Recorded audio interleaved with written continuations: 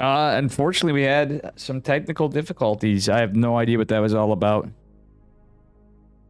Very, very rare error.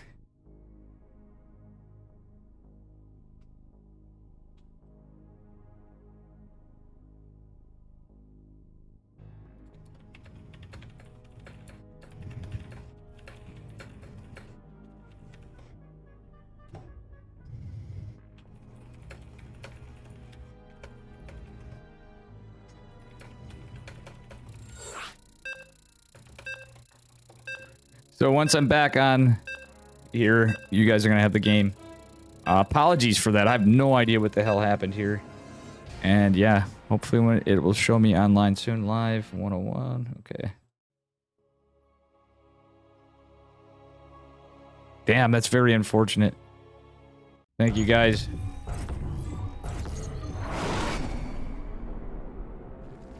Anyway, going on to game number 2. Spawning in the upper right-hand corner of Data C. It's our cheeky Zerg player from License to Kill in the green. Give it up for Reaper. Going pool first. He is 12 pulling in his ZVZ. And his opponent at the bottom left representing Psystorm Gaming. Our red Zerg player. It is Namshar. Hopefully I will see you guys back. I have no idea what the heck just happened there, but that was a very, very strange outcome. We're going to have to do some stitching of the videos for this. I hope that didn't cut off mid-game for you guys. That is very unlucky.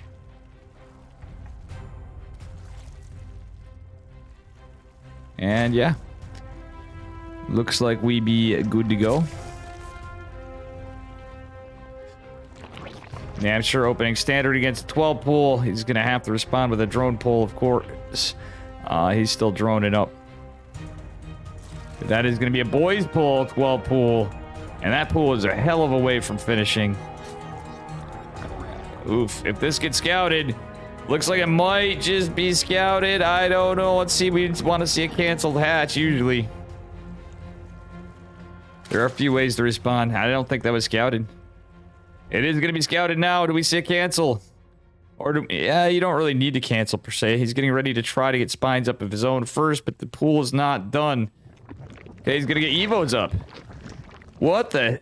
Question mark? Question mark? Oh, the Evos are extra structures for a win condition of Broodlings? No. Okay. He's buying time to micro. He knows this is all in from Reaper. Getting some Zerglings of his own. Nice surround. This is a crazy start to this game, number 2. Namshar losing more drones. But Reaper fully committed to this push. Namshar getting a queen. That could be helpful. Queen going right into the choke. And this is going to be a micro battle. Do we see any return on resources? Yeah, this is a classic Reaper. Coming in hot and spicy, but guess what? Hot and spicy or not, he's going to try to return the drones. He's still got links. Doesn't have enough to kill the queen. He's going to go all the way back home. What the hell is this game? All right, he's even going to lose an Overlord. I guarantee that. Nothing. Yeah, he's 4 lings. He can kill a damaged queen. It's off creep too, so it's gonna feel as bad, man, for Namshar. He's got to be mauling. It's 3 to 2 workers with the queen versus, well, a falling number of lings, kind of. Nope. I think this is GG. We got 2 lings on the way, and that's it. Oh, he's trying to hide the drones. This is too funny. Yeah, he can't win this, but still. Oh, the mind games. What a great game, number 2. This is going to be a really quick series, I'm sure of it, unless we have a GD. We are now on to game number 3. And thank you all who stuck around. I do apologize for that. That's literally what just happened was bizarre. You guys didn't catch the in your power supply service. Yeah. Well, I mean, this computer is worked like a bastard, to be honest.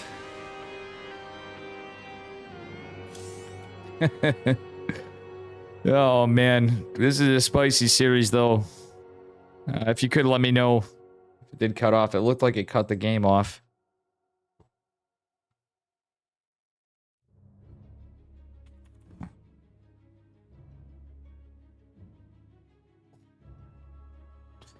These jokesters.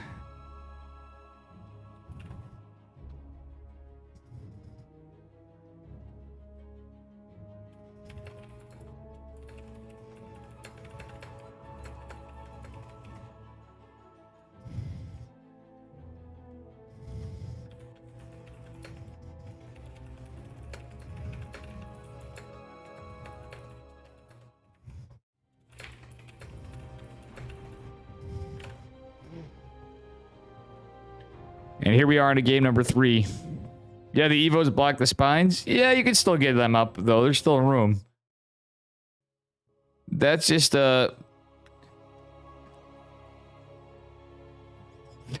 something I don't have as much experience with. We'll put it that way. Alright, sure to give us a banger of a finale of this one. Spawning in the bottom right-hand corner of Moondance. Give it up for License to Kill's Reaper.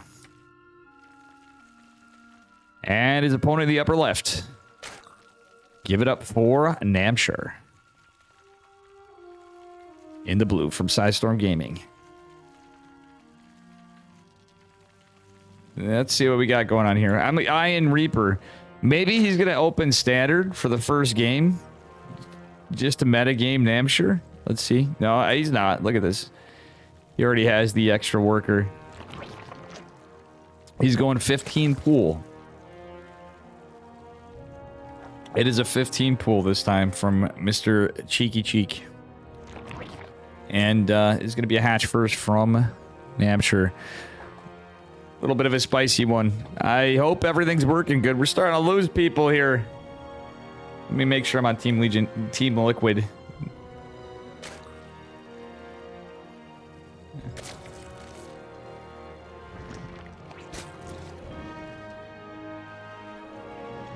All right.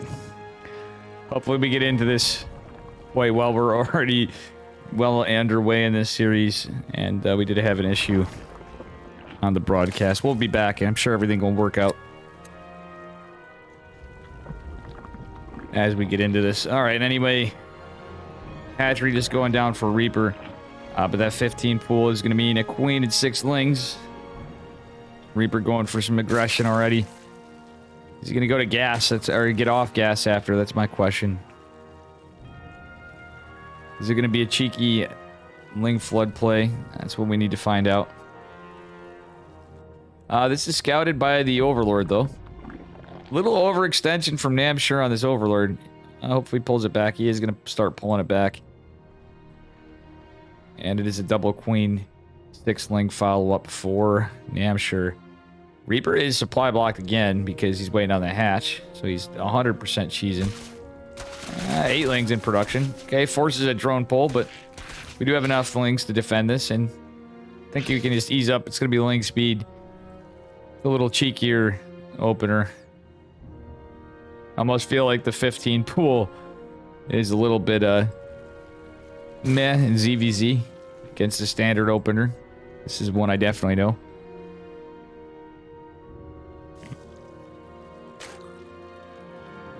Because there's really... 15 pool Roach Warren. Okay. He's going to try to deny some vision on this with the queen and the lings. But one ling is going to make its way up. It does not make its way up the net. That was going to be pretty clutch for the scout there. And yeah, that Overlord did extend a little too far. I think it is going to ultimately fall for Namshur. Okay, I like the Roach Warren, though a lot later from Namshur. He's going to get some lings out to be defensive in case of a speedling on, but has the Roach Warren to start the ability to wall if nothing else. We'll eventually have them. It's going to be a little aggressive, though. There's already roaches coming out, though. 7 roaches. Quite an early time. No scout in the net. He's going to try to make his way up into the back of the base. Go for a scout. Don't go. That's kind of a weird scouting pattern. Does have link speed. He is going to scout the Roach Warren. He's going to go try to get a drone. Forces some lost mining time. But the Roaches are going to pressure across the map. Roach Warren just finishing 4. Yeah, I'm sure he's got 14 lings, but that's not really going to help him too much. That said, Reaper is getting some lings of his own, so don't want to see an overcommittal from Namshur, who actually he's marginally ahead on workers, but he's off gas, so he can't build roaches right now. Gosh, the army supply is looking very much in favor of Reaper. I guess Namshur's just trying to buy time. Be annoying. He can't really do anything to this army, but really would like to see him get into some gas. He's going to go into +1 ranged attacks, but there's already a layer coming down for Mr. Cheeky Cheek over here with the double gas is finishing. It's pulled. What the heck is this build? Now it's getting extra spicy. He has a gas, but he sends the drones down. Going to take 2 more. Oh, this is weird. Third hatch going down to the back from Namshur. Oh, but Reaper is going to catch him out of position. The lings are all the way across the map trying to defend the Queen. The Queen is helping out a little bit, but he's going to lose a lot of drones. Oh, no, not like this Namshur. He has a worker lead, but for how long? Okay, he's going to be fine for the moment. Roaches are staying back home for a bit for Reaper, and the third hatch is going to finish, so we still have a worker lead for Namshur. A lot of the drones surviving in total. It's just been 11 lings lost, though, for Reaper. So Reaper's been trying to go for cost efficiency, but his economy's kind of rough. He's going into a Spire behind this, of course, with those gases taken. He's taking all 4 somewhere, wherever it is. Is he doing... Where the fuck's the Spire? Okay, now he's going between the 2 gases. So we got +1 roaches for both players. Glial Reconstitution going down for Namshur. Hopefully he keeps making queens. Doesn't seem to be the case. He's setting up for a Roach Printer Go Burr build, but it's looking like... Oh no, he's going for a 4th hatch even. Big Ling Assault coming out from Mist. Okay, Spire is going down, or attempting to go down. For Namshur, yeah. Namshur does have his lings back home at least. Overseer is going to scout all, I think. Oh, and it's a cancel. Oh my god, that was big brain. Even cancels the Nidus after, though. Okay, this is making Reaper in a very awkward position. He canceled the Spire because he's like, alright, well, I see a Spire coming up too. He scouts my Spire. Let's make a Nidus, but guess what? The Nidus is denied. There's 1 ling cheekily here for Nidus, but guess what? Another Nidus is going to go back, and this is not going to be scouted. There's no Creep Tumor. There's no Overlords on that side of the base. And with that said, the Spire is just now starting. Do we see any... we haven't had any roaches. We're just now starting to see roaches in production. This is actually going to hit like a sucker punch, basically, because we have no roaches out. Spire's canceled. +1 is going to finish for Reaper. Or sorry, yeah, it's going to finish for Reaper. +2 is underway for Namshur, who is... He may have enough with the queens, because he just pumped out some queens. Again, he has no idea this is here. He's gonna know now. There's the queens and roaches fighting it out. Yeah, but the problem is... Who has... Let's see. Yeah, Glial Reconstitution is done for Namshur, who just committed to roaches. The drone's even pulled. Fighting this off, because he knows he's on 3 bases. Same time, Reaper's taking 3 bases behind 2. And let's see how those wacky trades played out. That went very well for... Well, depending on how you look at it, it went pretty well for Namshur, but there's been more drones killed this game. The economy's starting to even out. Reaper taking a marginal drone lead of 1. Okay, and we are going to see a hatch go down for Namshur behind this. Army supply is in his favor. Overseer coming out again. And the gas has been disturbed. There's been a disturbance in the force and the gas for Namshur, who is now going to have a higher supply cap real quick. Reaper just with 1 more Overlord in production, so we could see another Roach Printer go Burr. We're going to get Burrow. Okay, very cool stuff. Looks like we're going to have Tunneling Claws, Burrowed Roaches with Nubatized Carapace. as a counterattack from Nature. He's going for Dark Templar roaches. Do we have much in terms of detection for Reaper? We do not have a single Overseer at all from Mr. Reaper. So if this scouting is denied, this could be pretty good for him. Burrow's still underway, however, and Reaper going into Carapace too, though. But it's a single Evo from Namshur. So this could be kind of rough. Actually, they're going to normalize and upgrade still, though, just with a 1 Evo even. In a weird way, this is starting to feel like a different build in TVT. Yeah, exactly, Alexandros. I'm like, this one is definitely a stranger build. Overlord's getting sent all over the map. It's the Overlord rush, guys. Can somebody attach these with stuff? Reaper's so based. Hey, based Igor. My man, it's been a long time since I've seen you. Reaper is based as hell, though. Look at this chat. But look at Namshur. Just throwing Overlords all over the map. And their Speedy Lords. The army supply in favor of Reaper. Everything even for the Carapace for the moment. The Reaper's now got a 4th base of his own popping. Namshur actually being ballsy as hell is going to be at a supply block because of, well, the Overlord go burr strategy. Decent corrosive biles from Namshur. Jesus, this game. Both putting on a pretty good show. And, well, we do see Overseers now.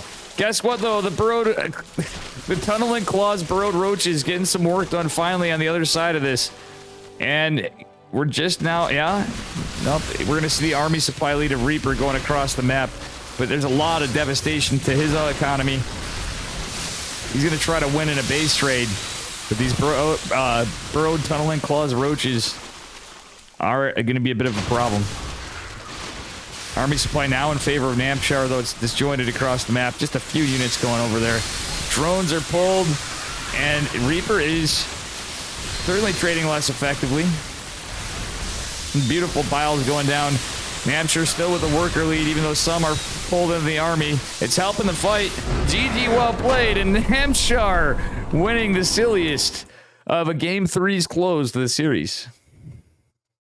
So it is a 2-1. 2 based.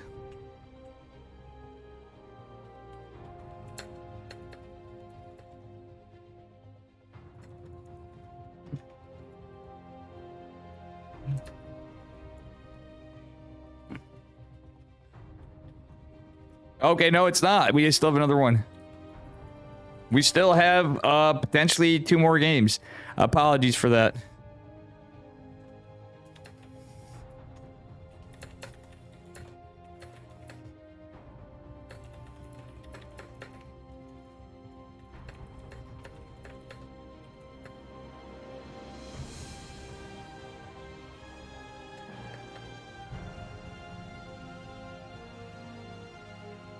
The best of 5 here. We're still going on.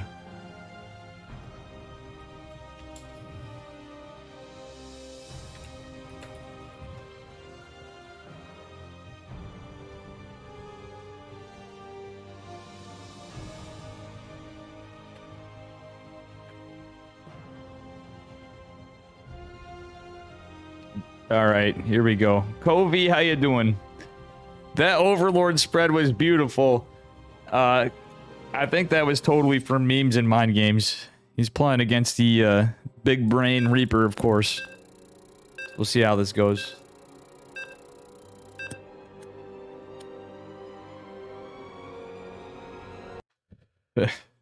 Man, again, apologies for the OBS issue. That kind of was a little bit of a disappointment. We're continuing on. It's a best of 5. Anyway, he needs to come up 3 games to win. Spawning in the bottom right-hand corner with a mistake already. Potentially. Yeah, that was definitely a mistake. It is a Reaper in the green from License to Kill. What a Chad. And his opponent in the upper left. Another Chad Zerg player. Give it up for Namshur. Just opening pretty standard here. We had to cancel on potentially an Overlord. I don't know if it was a drone or an Overlord. take a look at what's... it doesn't show us even from Reaper. Who is going to proxy hatch gold. He's going to take gold right away. Okay, after the pool. I wonder if Namsure is going to anticipate this. So that's a Giga Chad move right there from Reaper. I actually don't hate... always. Why aren't you taking gold? He's going for a proxy hatch. Potentially. Could be a spore crawler. Oh, that would be great. Banger of a series here, though. We got 4 lings. We got potential for proxy hatch, but I think we're gonna... is it just gonna be scout?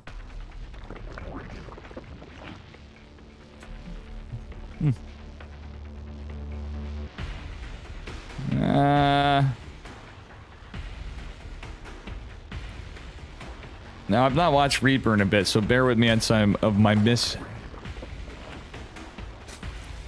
misread on some of these calls. He is going to drop something in here. Reaper with a bank. It's going to be a drone pull. He's going to start this off. He's getting in position.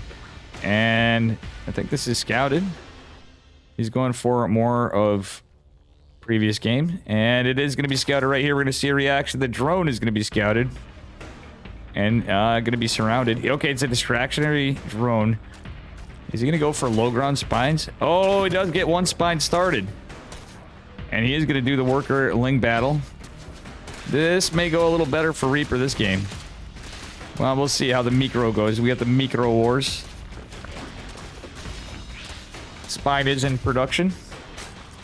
2 more lings going to join the fight. Trying to buy time for the 1 spine. This is trading out pretty poorly for Reaper. Yeah, let's see. Yeah, this is looking like this could be game pretty quickly here. Full surround on the spine is going to be a kill on the spine crawler. So this is looking pretty bad. This is over.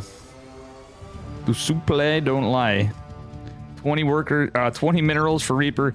And Namsure is going to clean it up in a quick meme series.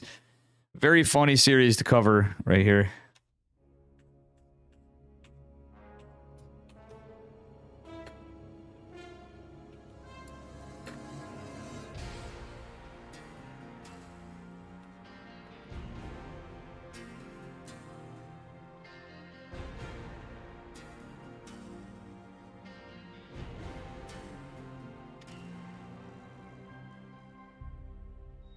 And that was all she wrote for that series. Let's see what we got.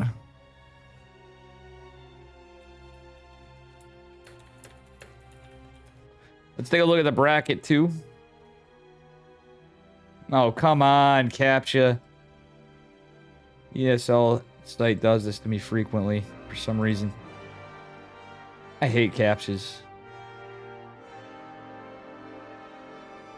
The love-hate relationship with them. They do their purpose sometimes.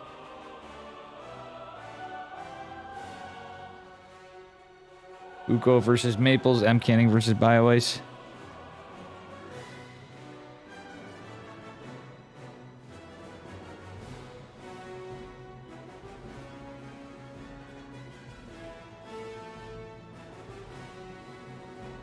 All right, Creature versus Riser, Pure Legacy versus Dolan, Namsure versus Reaper.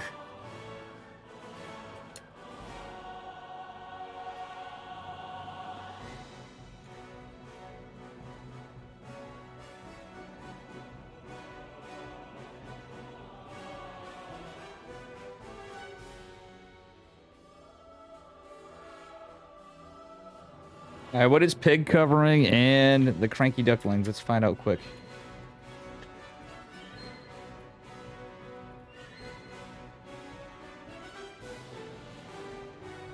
No draw, Reaper's dead, exactly. And Patty Mac is covered by Cranky Ducklings. Still Pig, Dolan. Maples.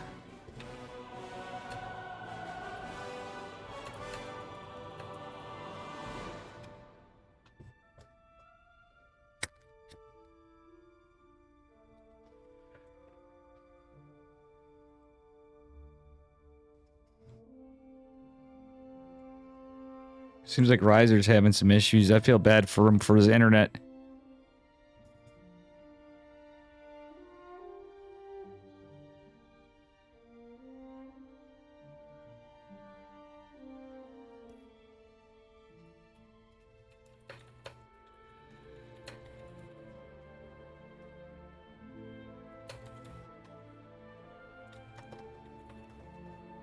All right, we're going to go on to Maple series.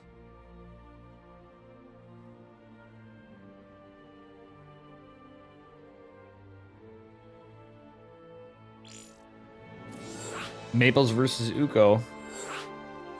And it is 1-1.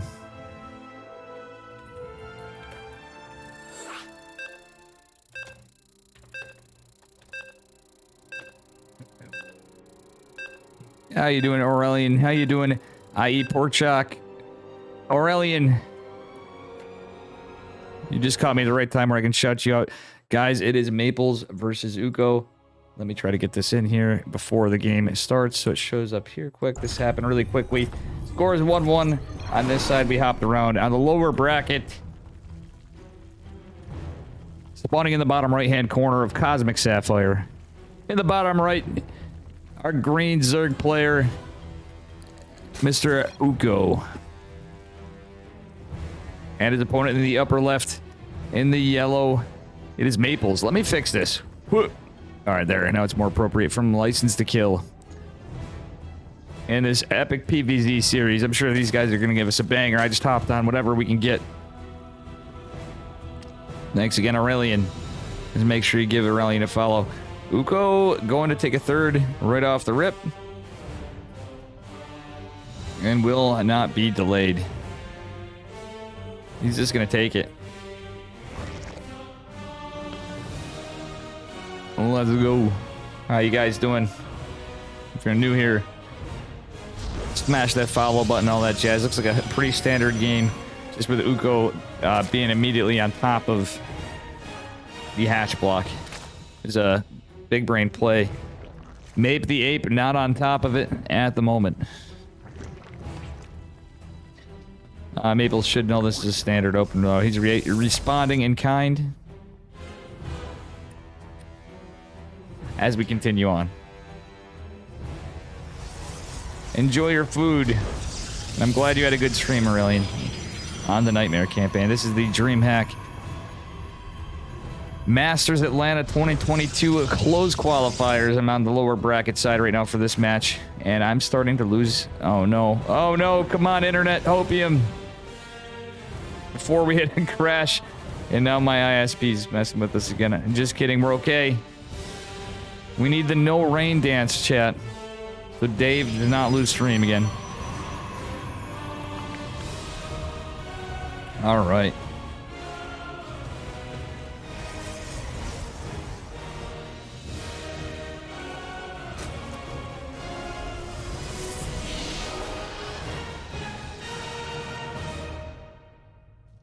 And yeah, we're having some drones pulled. Ling's gonna go try to take out this probe quick. He's still gonna get his third base at a good time. No, actually he's gonna be a little delayed, I think.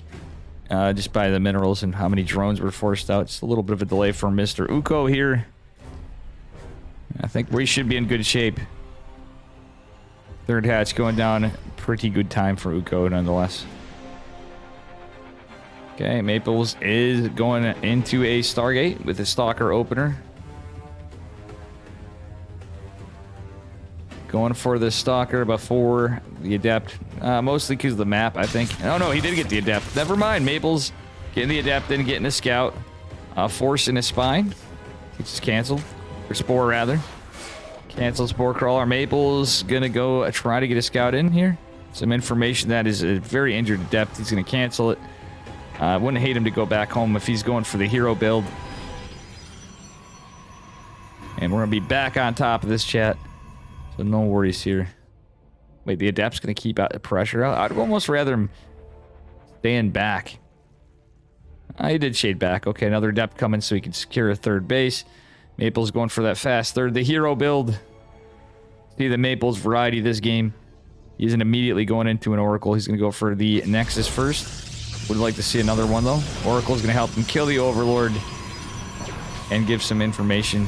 We already are going to see a spore crawler from Mr. Uko. Grandmaster Uko, I should say. Hope you guys don't mind this series that I got. I just hopped into it. Maples and Ukos. Good peeps. Another spore going down for a moment to save the drone. Lots of queens in defense. That Oracle is taking a beating. Kind of getting some information. I guess just keeping Uko busy. Second Oracle to follow. Is this going to be a 2... Okay, a 2 Oracle and another gate drop. No forge just now because it was a single gate. So that's just the second gate going down. Another pylon. Not going to be earlier forge or maples.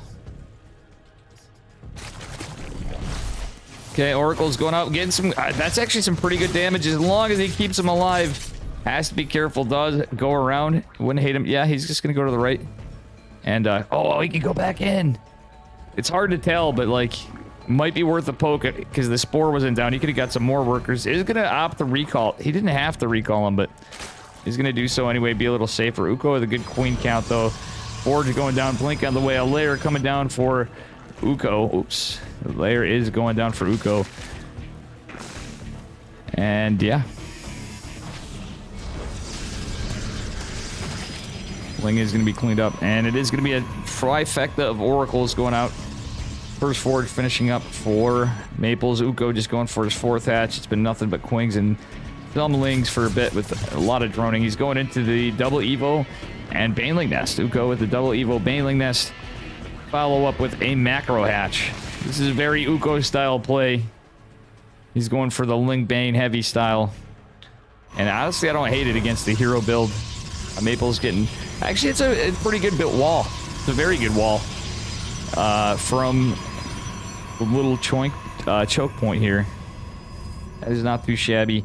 3 Oracles going to be a little bit of a menace. Wouldn't hate it if they pressure this outside of this. Yeah, what's Maple's doing? But, well, again, we're getting a little... Oh, no, my internet. Not my internet. The humanity. All right, just in case in between here, we're going to try to see what I can do to fix that up. If there is anything, I have a feeling this is actually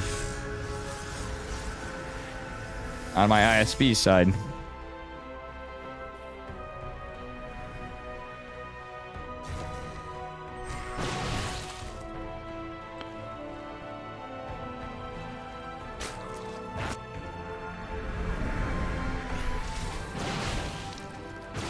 Alrighty.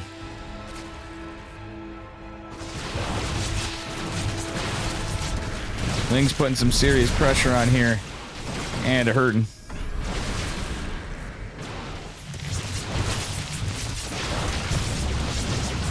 Oof.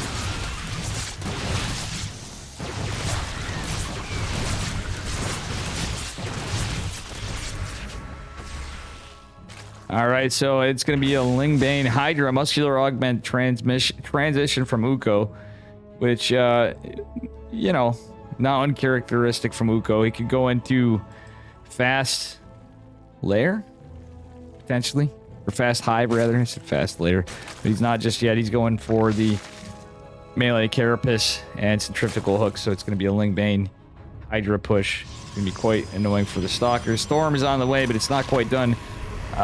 Just one Stasis Ward. Do we see an Overseer with this? We don't. Oh no, the Banelings are scouted. Alright, another Stasis Ward could be pretty nice. I don't believe there's a Changeling in the army. And the Oracle is positioned here. Are going to catch some of the Lingbane, but the Zealots are going to fall a bit. Storm is done, but don't believe there's enough energy. He's trying to buy time for the Storm. Maybe the Ape doing his best to defend. Another Stasis Ward landing on some of the Hydras. One Storm has landed. Another... yeah, we're going to see some more. Yeah, he's saving some Storms. We're selling this warping in some Archons. We're going to have some more charge lots come in. And a beautiful defense overall for our Protoss player. That was actually a really good defense. Like, no ifs, ands, or buts about it. Archon's going to put some damage on the 2 Hydras, cleaning up one of them. Alright, we're going to see more Banes coming into play here. Uko on the 4 bases, Macro Hatch, etc., etc. And, yeah.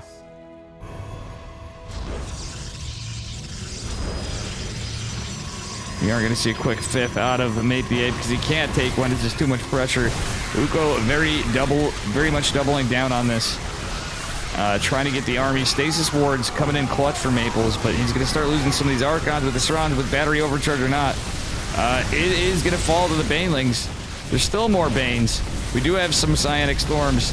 But now a lot of units. The Banes are going to come off cooldown. The army a little disjointed.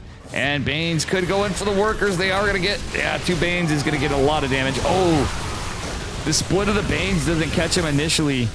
So he actually saves some of the workers. We're even on workers for our Zerg and Protoss player. Uko going into Groove Spines. Just about to complete just now. And, yeah.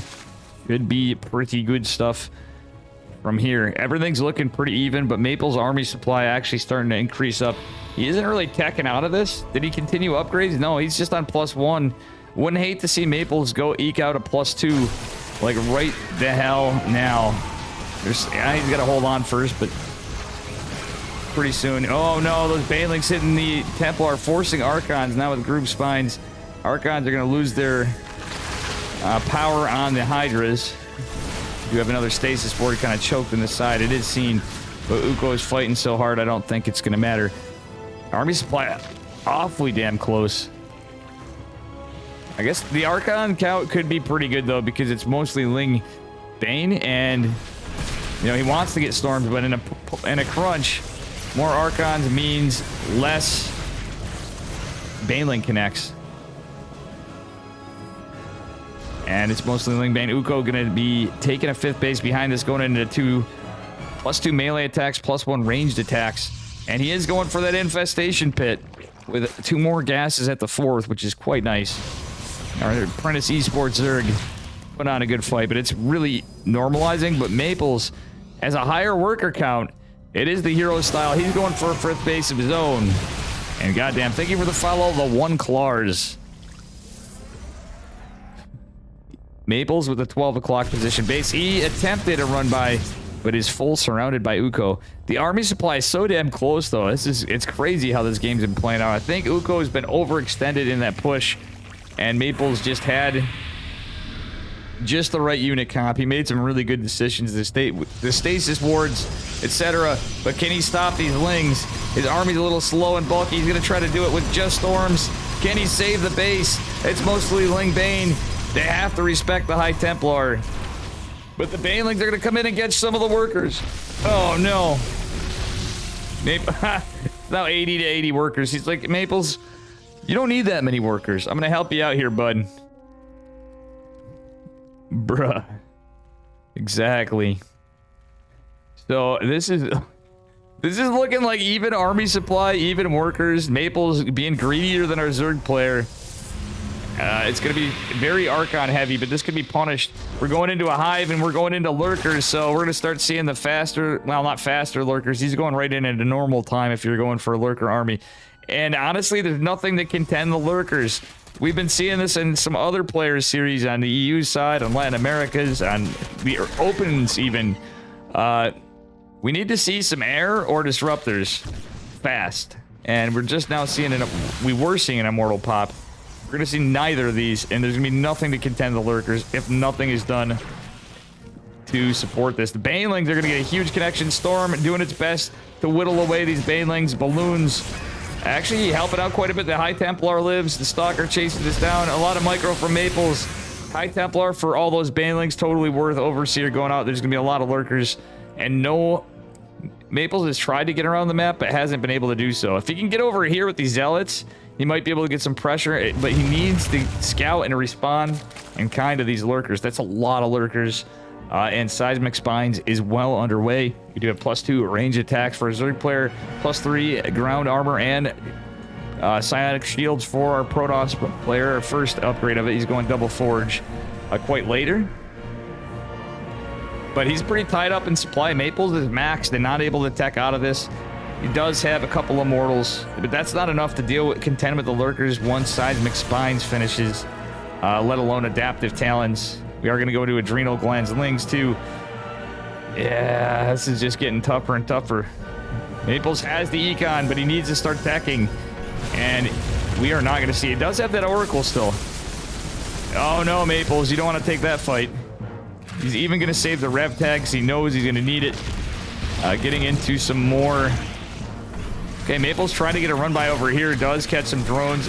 That is pretty nice. He's going to set up for another base. Canceling a pylon. Has some long distance mining going on. Bane's coming in to the Archons. And does the wall hold? Yes. We have trapped Archons for an extra layer of defense, which are going to tie up some supply. And Maples, a little disjointed here, has a lot of lazy workers. They're just standing around in a union meeting around the shield batteries on the left side of his 5th base. Not a time to be... Yeah, I guess he's just going to go for it.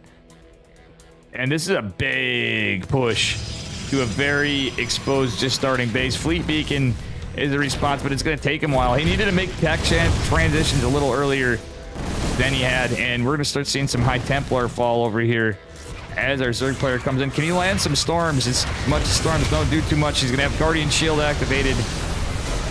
Storms don't do the greatest to lurkers, but I guess you got to do anything trying to buy time. But I think the lurkers just win this. Maples was too tied up and couldn't do anything with his army. He was defending. This could be just over. He has the base count with a little bit of strategy, but carriers are going to take a year. He's only going to be able to produce 2 immortals at a time. Base and static being whittled away at, with a couple of Hydras here and Overseer even scouting this out.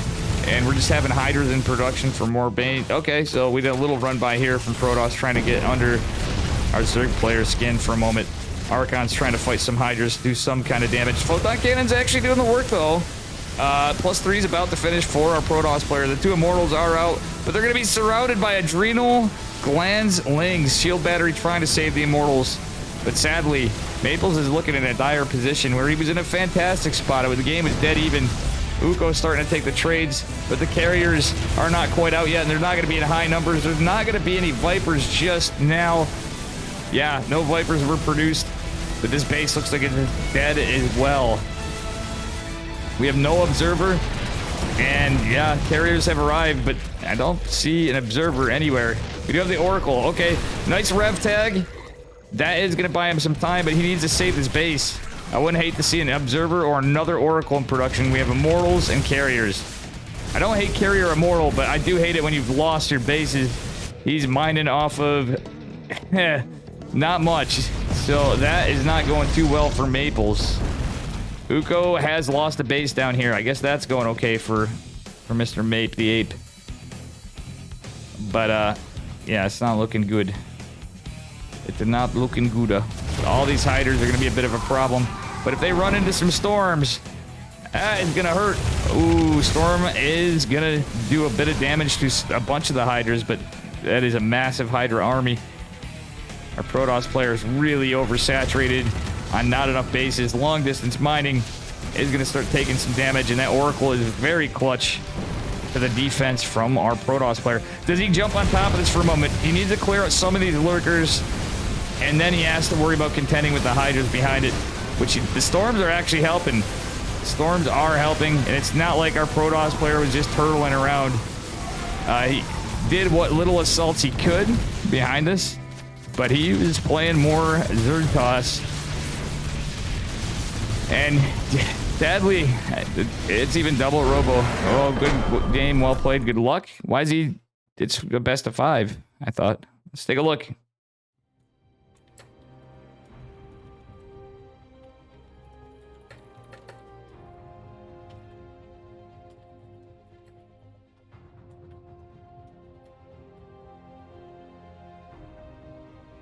Okay, that was it.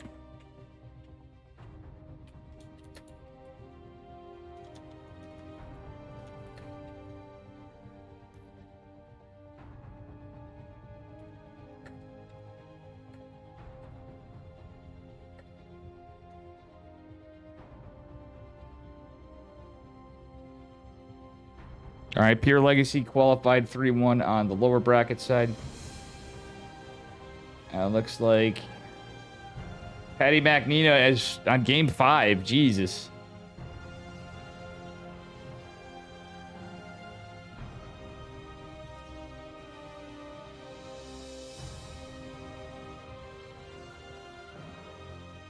There we go.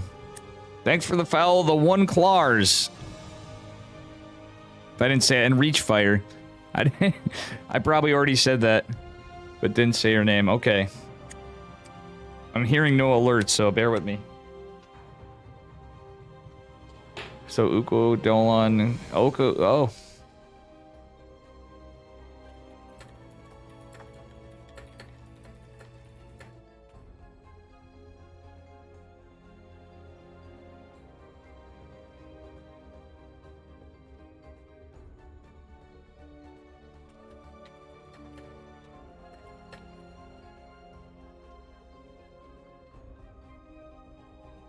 Okay.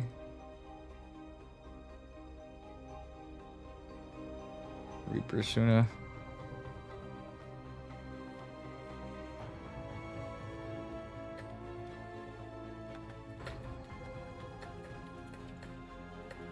Just seeing what we got now.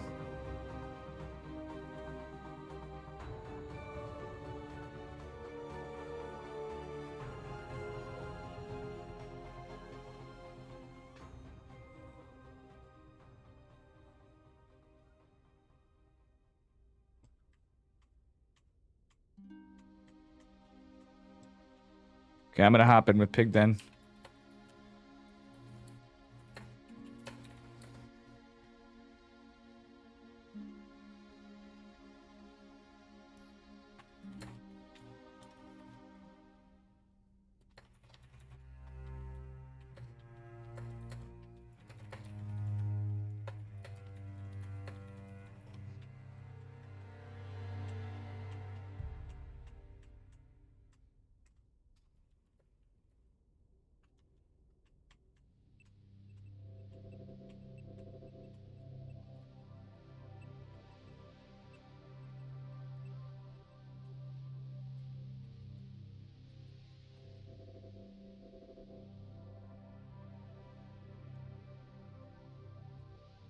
All right, guys, let's see what we got coming up.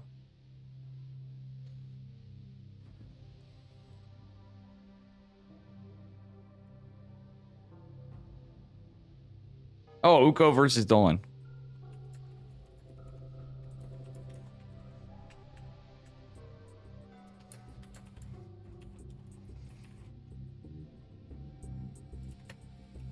All right, so congrats to Uko for qualifying. Poor Maples.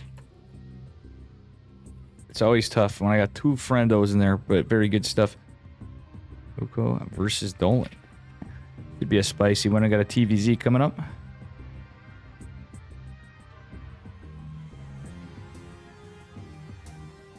Dolan versus...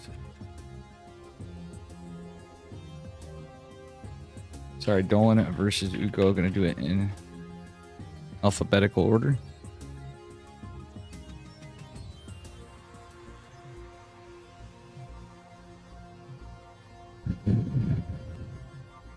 We'll see what we got here.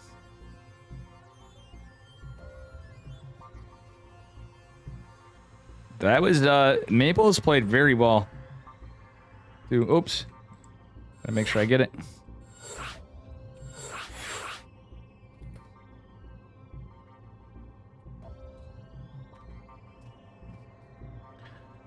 All right, here we go. Uko versus Dolan in game number 1 of this series.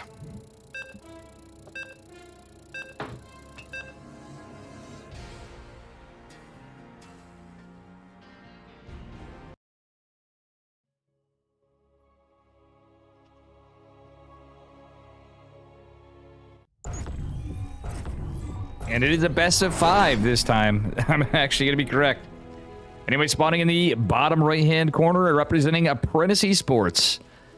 In the green, it is Grandmaster Uko. And his opponent in the upper left. Give it up for Dolan from the Cranky Ducklings in the blue.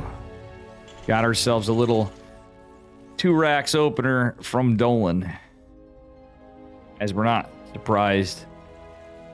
I'm not surprised. I don't know about you, chat, but banger of a start to the series. Let's see if this is scouted or not. And how our Zord player responds. He's going pool first. Uko right on top of this. Very good stuff. from Grandmaster Uko here. And yeah, we got the double racks opener. We'll see what goes on here.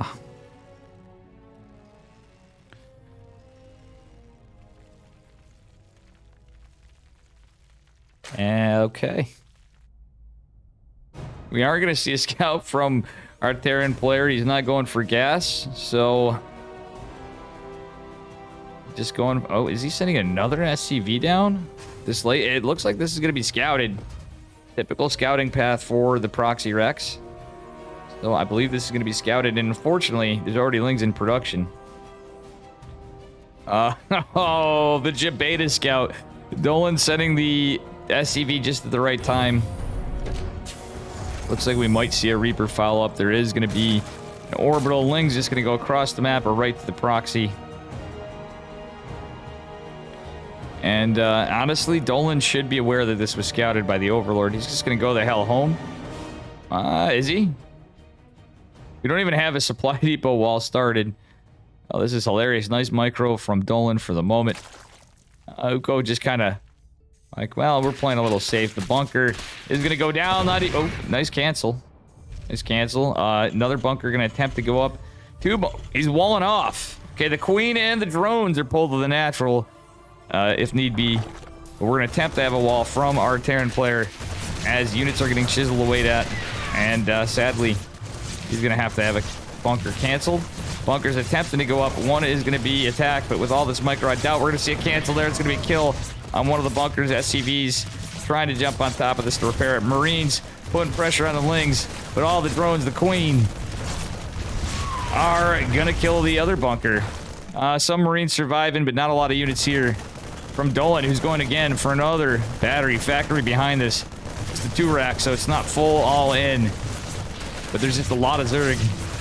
Well, is it a lot of Zerg? It's not even a lot of anything, because it's this early in the game. It's 3 minutes in the game. Some trades obviously favoring our Zerg player. Oh no, Dolan has some injured Marines in the front. The bunker just going to be an obstacle for our Zerg, but not going to be able to come back. Just Marines joining this. It's just buying Dolan time a little bit. He's going to maybe try to get to a Hellion. Yeah, that bunker is just a nuisance, basically. And Dolan has not lifted off, just producing some more Marines. Yeah, it's going to be annoying. He's going to cancel. Try to get out of here. But metabolic boost means these Marines look very dead. They're all clumped up together. And they are going to try to buy some time before this. But yeah, it's not going to do much through the metabolic boost. Speed links. Reactors out. Starport coming down. Barracks going back. Sent back home. Very ambitious play by our Terran player. There isn't a Baneling nest, though. So we do have an opportunity for some repair to go down, except for the supply depot on the side. The starport's going to help wall off after on the right-hand flank. But we're not going to see Hellions for a minute, and that SCV could even die, depending on how the RNG works out for our Terran player. Okay, starport starting to take some heat. Ooh, supply block for our Terran player because, well, his 2 Hellions coming out, and it looks like the SCV may just be back in position to start repairing the starport. He is trying to go for, well, nothing, because he's new to supply block. Very ambitious play from our Terran player. A lot of Lings out from Uko, who does go for a 3rd base. And the 2 Hellions are going to send our Zerg back for the moment. Terran player is doing his best to get unsupply blocked, kind of fix things up a bit. Barracks going to come back. Okay, he's going for a medevac. It's going to be a 2-1-1. A really dumb 2-1-1, maybe. Something. Whatever we can call this now. Alright, Uko's just going to take an opportunity to drone up for a minute as his 3rd base finishes up here. And, yeah. Hey, welcome, Wootsicle. Gene, Sim, the Fisherman, and Sibajan. Everybody in chat.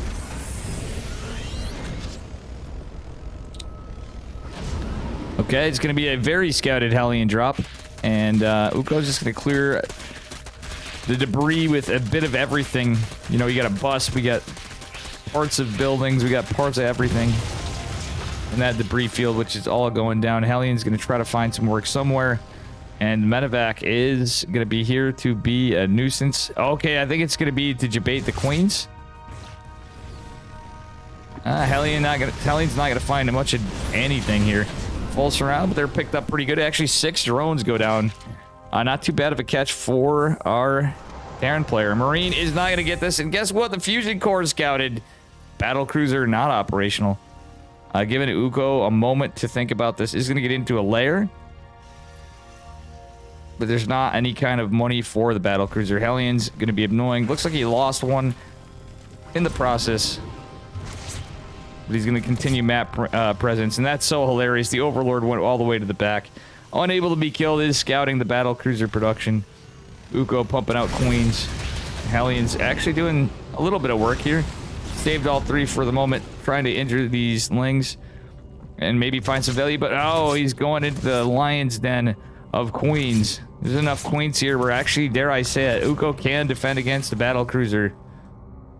He's got the spores. He's got the queens. Like, he's got a heck of a lot of queens.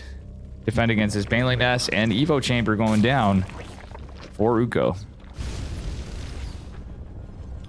Alright, it's going to be Hellion Hellbat Battlecruiser.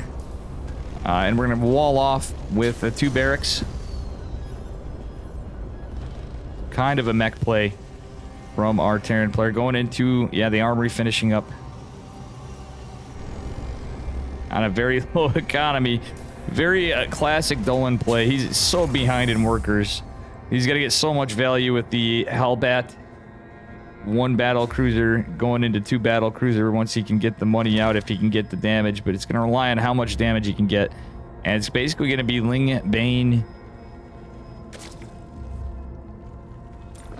And yeah, Ling Bane. He's got a Spire out, I think, somewhere. He's going to get one. Carapace, interesting. From Uko for the queens, I'm guessing.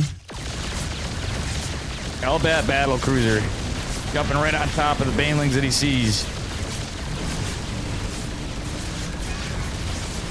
And the queen's trying to be taken here. And I have a cat nuzzling me. Ooh, that is a dead Battlecruiser. GG's called. And Uko taking game number 1. How you doing?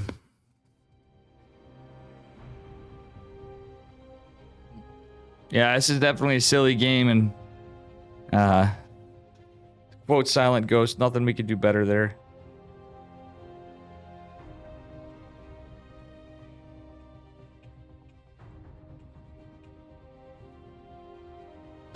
We'll be moving on to game number 2 shortly.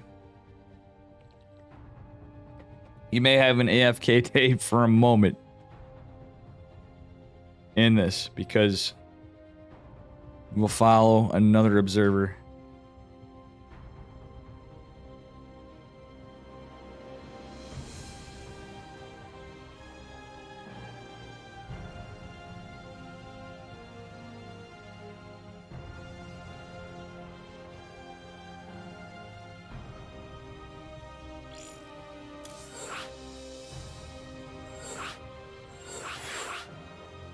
I have 2 cats lurching around me here. Where'd Charlie go? That was weird.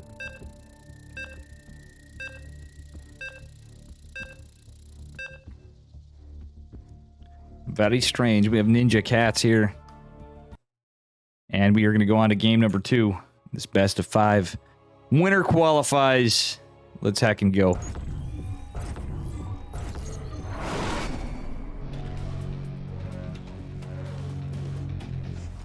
And in the bottom left-hand corner of Data C, representing Apprentice Esports, it is Uko in the green. And his opponent in the upper right, it is our blue Terran player representing the Cranky Ducklings. It is Dolan. Should be a wild one. But we shall see what happens here. Is Dolan going to play a little more standard? Dolan always has the cheeky builds. Cat is number 1 priority. I had cat and message girlfriend, but I might have to tend to my cats for a minute. Which is funny, but you know what? It will be alright here. Hatch going down from Uko. Pretty standard opener for both so far, or as it would appear. Let's see what happens here. And we have the Overlord slowly crawling across the map, looking to go to the pervert pillar in the natural of Dolan. All right, we should see a scout from Dolan. I would imagine. Yep, he stayed on his 17 scout, pulls it immediately, and is going to probably go into a Reaper fast expansion. Oh, little pause here for the moment, and we'll see what happens here in a minute.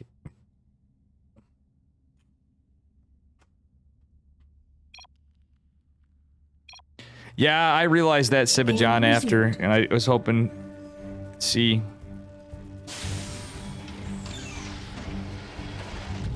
You know, hoping you guys wouldn't notice that, or see who was noticing that. I actually did realize it and was cutting it close to a time I had to leave. I should have corrected that, but...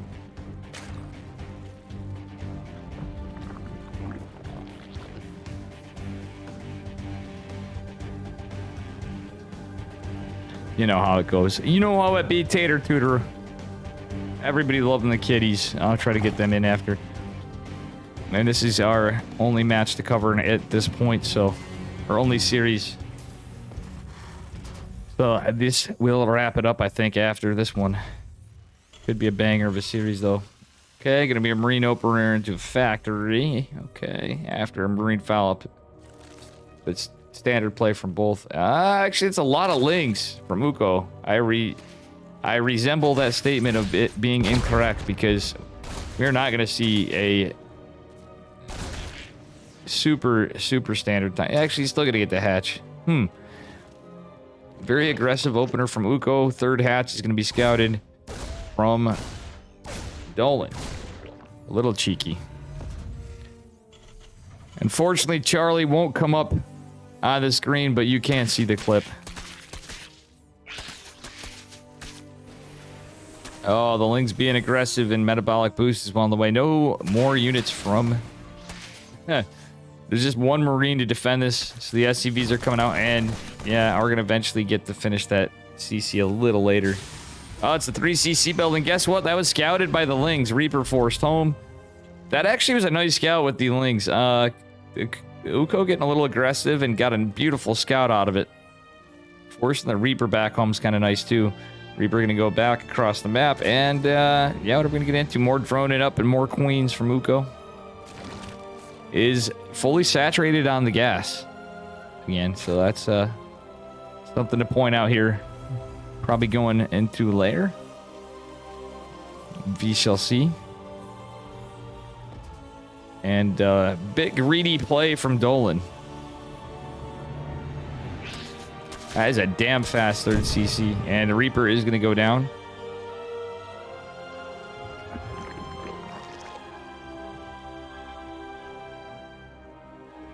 Pause spam, go. Yeah, true. Alright, unfortunately we did see no pause spam from Dolan, you know. Okay, looks like we might see a Banshee opener. Yeah, it's gonna be... Oh no, it's a battle cruiser? Dave not paying attention to this. The Fusion Core Dance is number 2 in the most wiggly structures while researching, which I didn't correct. We'll see what the response is from our Zerg player. Got a little bit of a scout. Overlord's gonna see this again. Not like this. I think Uko might be just fine. How they started this game out. Pumping out SCVs. Gonna not be as cheeky. He went... that was so funny. Game number... Game paused. Hey, Tater Tutor. Thank you for the gifted sub. To Murda. Very much appreciated. Game resumed. And it is scouted by Uko. I believe it is. Let's see. Nope, the Fusion Core is not scouted. Very important to read. I had to check on it for us just to verify. I think that's just out of range. And sure enough, it was. So, battle cruisers are not scouted. It looks like it could be Banshees. Presumably from Uko. Uko getting spores up, though, getting the lair. Has plenty of queens, double Evo, the works, the Zerg melee special, but we do have, it's not going to be Hellbat Marauder this game. Evo chamber wall, third CC going down, and yeah, this is good worker count for Dolan. Dolan's playing a very greedy style, but using the battle cruiser as a component to be able to secure this greed not relying on it to just, you know, trying to just win the game with some push altogether. Yep, and here we go. The Hellions aren't doing it. I don't like that the Hellions aren't out of the map trying to clear some creep or anything effectively like that. Battle Cruiser is going to warp in the natural. Spore is going to finish just in time. We do see some drones go down, but it's a damn lot of Queens. I think that BC just went into a lot of trouble. Queens are going to be transfused. Does the Battle Cruiser survive for the moment? That it will. It might even get an Overlord. 3 drones and an Overlord. As long as it lives, well worth. Only 1 BC. We're going to see a little switch off here to tank production. Stem is about to complete. Overseer is not going to go down because there's not really a huge army supply for Terran other than these Hellions sitting in front. 1-1 finishing behind it. 1-1 just started for Zerg players. So Terran for now has potential lead in upgrades as this goes on. Little SimCity going on at the 3rd base for Dolan. Uko is going to start saturating their 4th base. And it is going to be a big Rax explosion for our Terran player. From that 3cc build. So in total, we are going to have 8 racks really quickly on 3cc, which is not bad. Combat shields on the way, and medevacs in production. It's tank, medevac, marine tank medevac, and some Hellions are armory on the way. I like this. So potentially these upgrades are going to continue pretty quickly, but not immediately, unfortunately. So a little later armory, but the upgrades will commence for Dolan. Army supply looking pretty decent. Battle Cruiser getting the heck out of there. So it's just going to be one little piece of aggression or defense, depending on how you look at it or how he uses it. Our Terran player going for the creep rather than the hatchery. Is he going to survive? Yep, Dolan does pick this up, losing 2 Marines. Not too bad of a trade as it's all chased down. That said, the Marine tank push is following up behind this.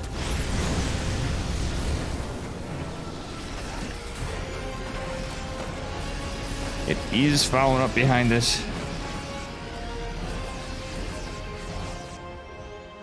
And yeah, I'm going to look for a moment of opportunity. We may follow another camera for a moment. Let's see here. Yeah, and bear with me a bit as I have to take care of this quickly. Little brief emergency.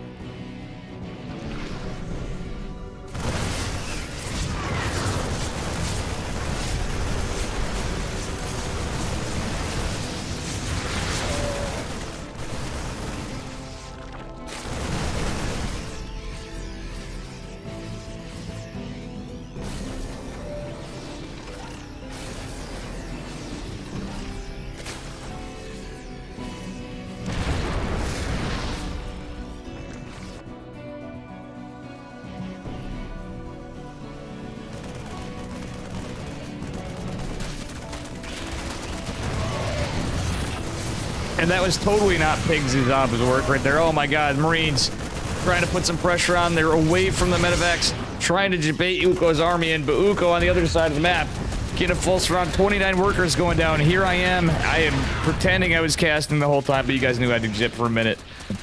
13 workers to 78, but a 126 army supply. And actually some stuff to defend after all back home. Uko in a fantastic economic position, trying to pump out units, but this is a big Terran army. That said, he's actually entrenching Uko a little bit. Still set up for a potential surround. Though somewhat defensive. Has to be careful how he micros this beautiful pickup. Marines getting surrounded, but there's a lot on the back flank. Do we see some target fire? The Hydra is going to be good against the medevacs. Banlings is making some good connects, but ultimately a lot getting cleaned up. Trades in favor of Dolan, who's just on 13 workers and unable to mine. Thin Marines stuck. Oh my god, the F2. You can just see it right there. And everything is just a shit show for a moment. Dolan still trading very efficiently, but again, not mining. And these trapped Marines are really causing them an F2 now from our Zerg player, I think. As Uko tries to regroup. Queen's contested. Hydra's contested. There's a lot of Banes in production. And our Terran's army is now going to finally start making its way across the map. Those stemmed. And Dolan not paying a damn attention to this. He could actually do a little bit of stuff. There's a tank in production. What is actually mining? Not much. What a crazy game to come back to. The trades are insane. Let's just see here. Holy heckin' heck. Dolan doing it with literally like no economy. Lings could just end the game. The wall's not down. The tank will be surrounded. Dolan just forcing himself to focus on the front. The trades for Uko were sick. The tank's gonna hold. It's a hold position on the tank, I believe. Oh no, an SCV didn't come to repair in time. We do have some Marines coming in production. That tank did God's work. Uko lost some workers, is long distance mining, but there's a lot of Zerg. Not as much as the Terran army, but it's all Marines at this point. I think the Lings finally get cleaned up. Our Terran player is going to start trying to get some kind of economy going, ish. At least landing the CC's maybe just going to drop a mule here and there. So there's some more production. The Dolan starting to be in a rough spot because of the Banelings. It's just pure Marine medevac. Queen's being pumped out even from Uko because of the number of bases, the amount of gas. The third trying to be taken again. And now Dolan is in a bit of trouble. Well, I mean, he's been in a bit of trouble, but what a crazy goddamn game. Workers are not being transferred. Marines kind of coming across. Yeah, he's going to have god tier splits to do this. And things are starting to clump up. He's hoping these couple Marines in the flank are going to do something. Uko is going to push across the map with a lot of the Lings, though, and just stay back defensively. Uko mustering up some forces behind this. Our Terran player is going to try to chisel away at this, but oh no, unable to mine here again. Just starting to raise the walls. Has nothing in production. And literally just a massive gas bank. You know what I wouldn't have hated seeing? Widow mines. Even if he just queued up Widow, like a Widow mine here and there with a low econ, he's got a gas bank. That would be the smarter play. Defensive Widow mines. And then he may have been able to eke a few across the map. That probably would be the best he could have done. But he's now lost all of his workers. He has 3 CCs. Does have an army, so he's not entirely out of the game just yet. These Marines are going to start getting chiseled away. Absolutely nothing mining. Things are floating across the map. What the hell? This game is nuts. He's technically not out, but Uko now has the army supply advantage. So this is looking next to impossible here for a Terran player. He saved all his production. Is certainly going to be supply blocked here momentarily. As every structure goes down that's upgrade wise and supply depots, etc., etc. Terran's going to try to take the bottom right corner of the map and maybe try to do a drop. Okay, going to do a drop to try to clean some. Yeah, nothing is saved immediately right there on the ground level for a Terran player. Dolan maybe trying to get a drop into the main. One medevac wouldn't do too much. Uko getting enough money together for a hatch, presumably. Now he's just going to go across and try to kill him, which he can do so. Some Sim City may help our Terran player, but we shall see. Mule's just barely starting to touch down. Yeah, I mean, I hate to say it, but I think our Zerg player just can do this. However, Dolan... he's going to lose a CC. Mule's doing their best to get anything in here. And we have supply blocks, so nothing is in production. Marines, the wrong call. It's just tying up resources. We needed to see some more supply. Is going to attempt to save this third CC. And what a scrappy game. Uko is going to win this, though. It's a 2-to-1 army supply lead with one SCV out. Mule going to try to repair this CC here. God damn. It's looking pretty over. I'm doing my best to give you guys some hopium for Dolan. But what a game. This has been absolutely mad. All right. The repairs attempted. That losing that medevac alone is a huge commitment at this point from our Terran player with not much of an economy. Uko has used his economy, going into muscular augments and ranged attacks. A pure Lingbane army at the moment, but these medevacs are helpful for a bit. We got a little bit of a repair going on for the third CC over here. And, yeah. Wait, was that a Baneling or a Changeling? It may have been a Bane. Wait, we need a hot pickup. Okay, beautiful pickups. But I don't think it's going to be enough. Dolan going across the map as our Terran player flies away again. GG. What a nail biter for a minute there. For a good 3 minutes there, I'd say. Damn. Obviously, there could have been some... That's so hard to do, though. Dolan played really well. We still have a game.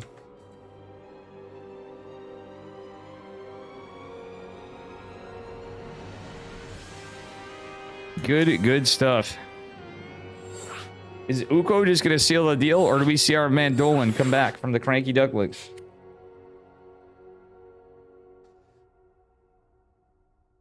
Patty Mac versus Binsky has been covered by the Cranky Ducklings.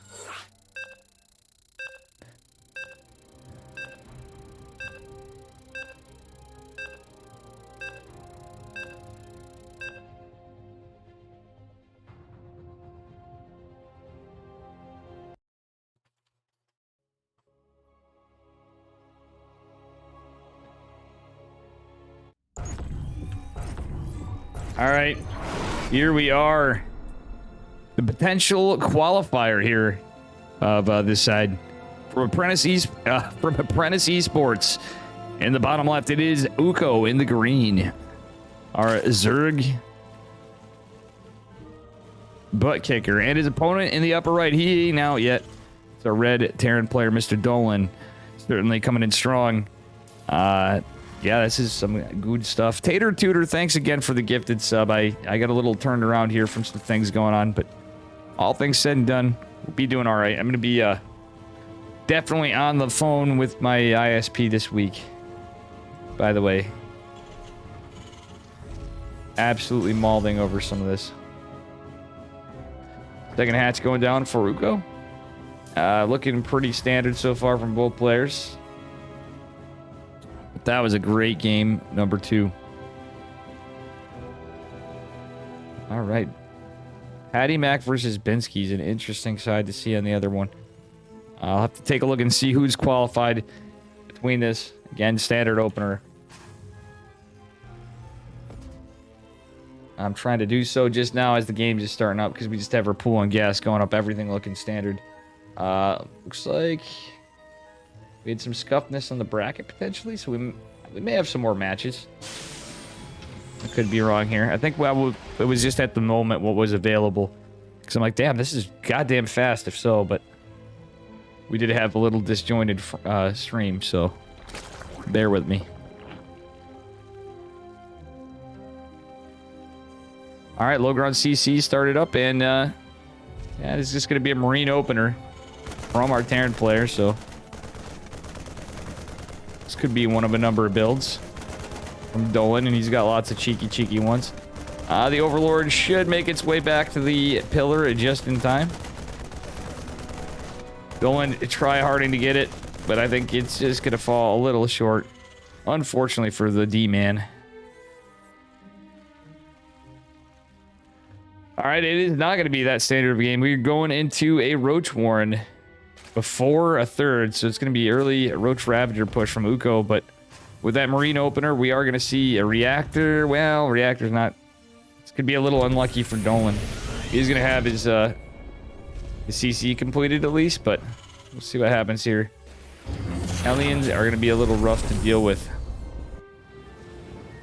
The 2 Lings or even 1 Ling might tip his hat to this, but this could be a quick game. Number 3, a quick clean sweep for our Zerg players. 7 Roaches coming out right now.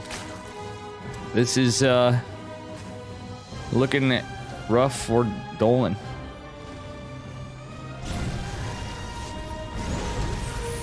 And the Ling is trapped, 1 Ling killed. That doesn't matter, the big army at this time of the game is coming out across the map. And unfortunately, no reaction. Oh no, not again. Mamma mia. Dave's casting career is over from the internets.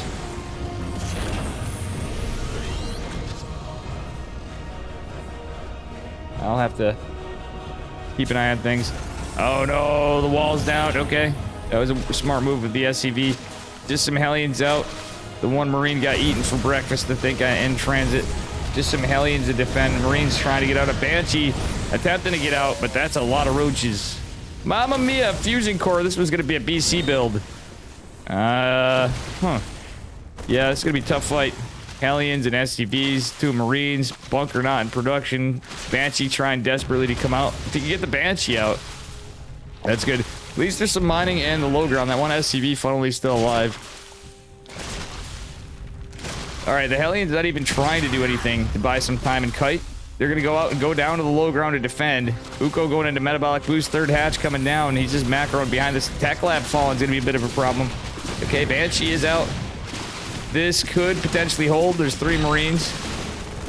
With this, it should out DPS. Oh, but there's so much carnage done from our Zerg player. Roach is finally starting to get cleaned up a little bit. Tech lab is being produced again. That actually delays a lot because there's no gas mining for our Terran player.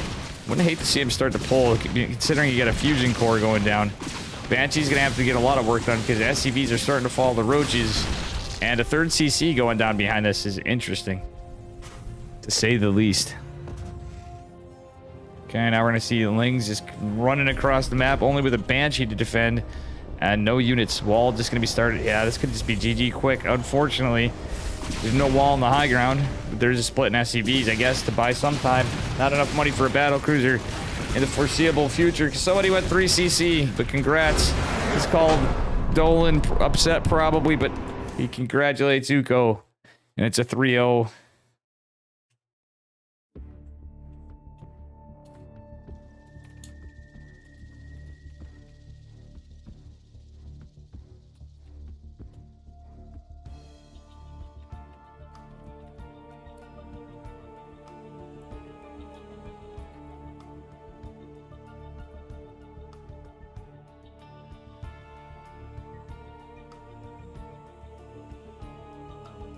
All right, and Dolan does it in a getting whooped. Uko qualifies. Very good stuff, though. I think those were some sick games. Very unlucky game number 3.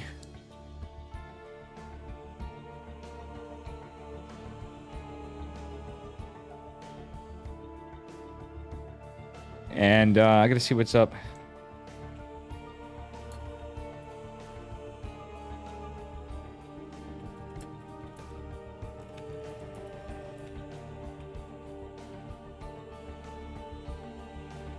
And guys, I guess I'm gonna have to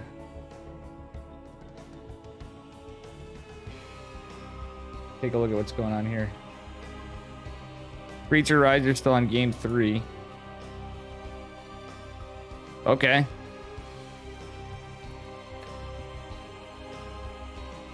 So I gotta see who's coming up next.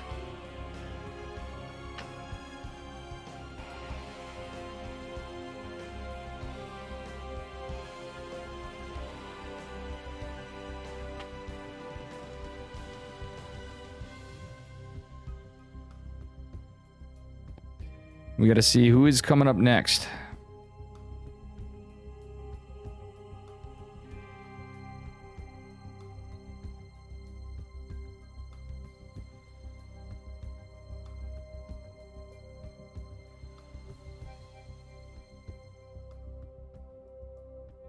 Okay. Pure Legacy qualified. Namshur versus Nina? What happened there?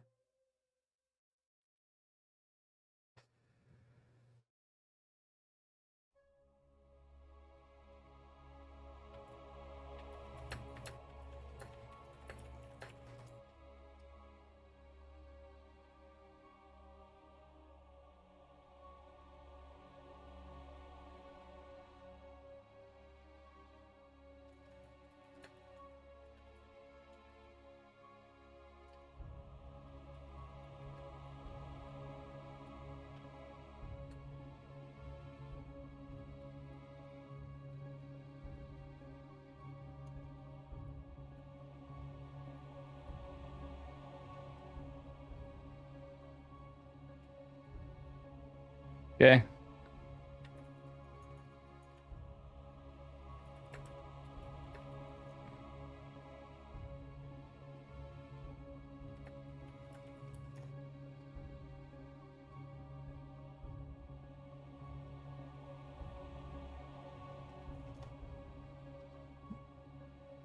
Patty Mac versus Binsky.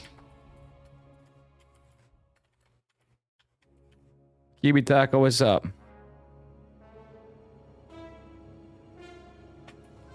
And Patty Mac is up again.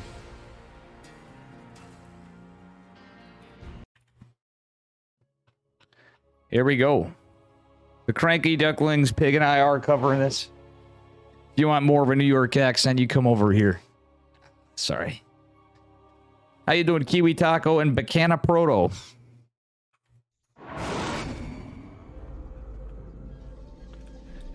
Up a game and in the bottom left of Waterfall. Give it up for the Cranky Ducklings. Patty Mac in the blue. And his opponent in the upper right. Give it up for License to Kill's Binsky in the red. Little PVT. Where is Neeb? Neeb, I believe, already qualified. If he is still doing stuff, because he's in school. Advancing his career. Well, some of us devolve in the opposite direction in an old game. I'm not mentioning names, Dave.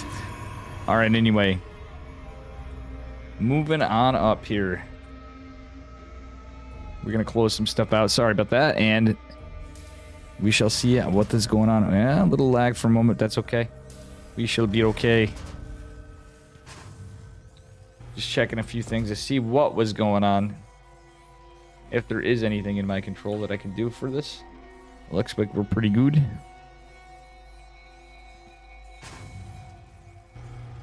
And, yeah, we had Nina qualify. Namshur qualified as well from Psystorm Gaming. And a few others. Here we saw Uko qualify on the lower bracket. The knockout side. Yeah, it's sick to see Vindicta, Future, Scarlet, Pilly. Oh, I'm glad Pilly is qualified. As well. Disc. Yeah, Migs, good job. All this good stuff. We all know Scarlet would be on there too.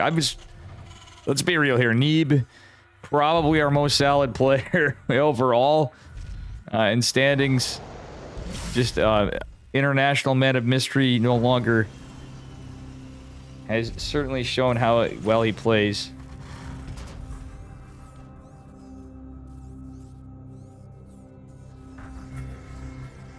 And yeah.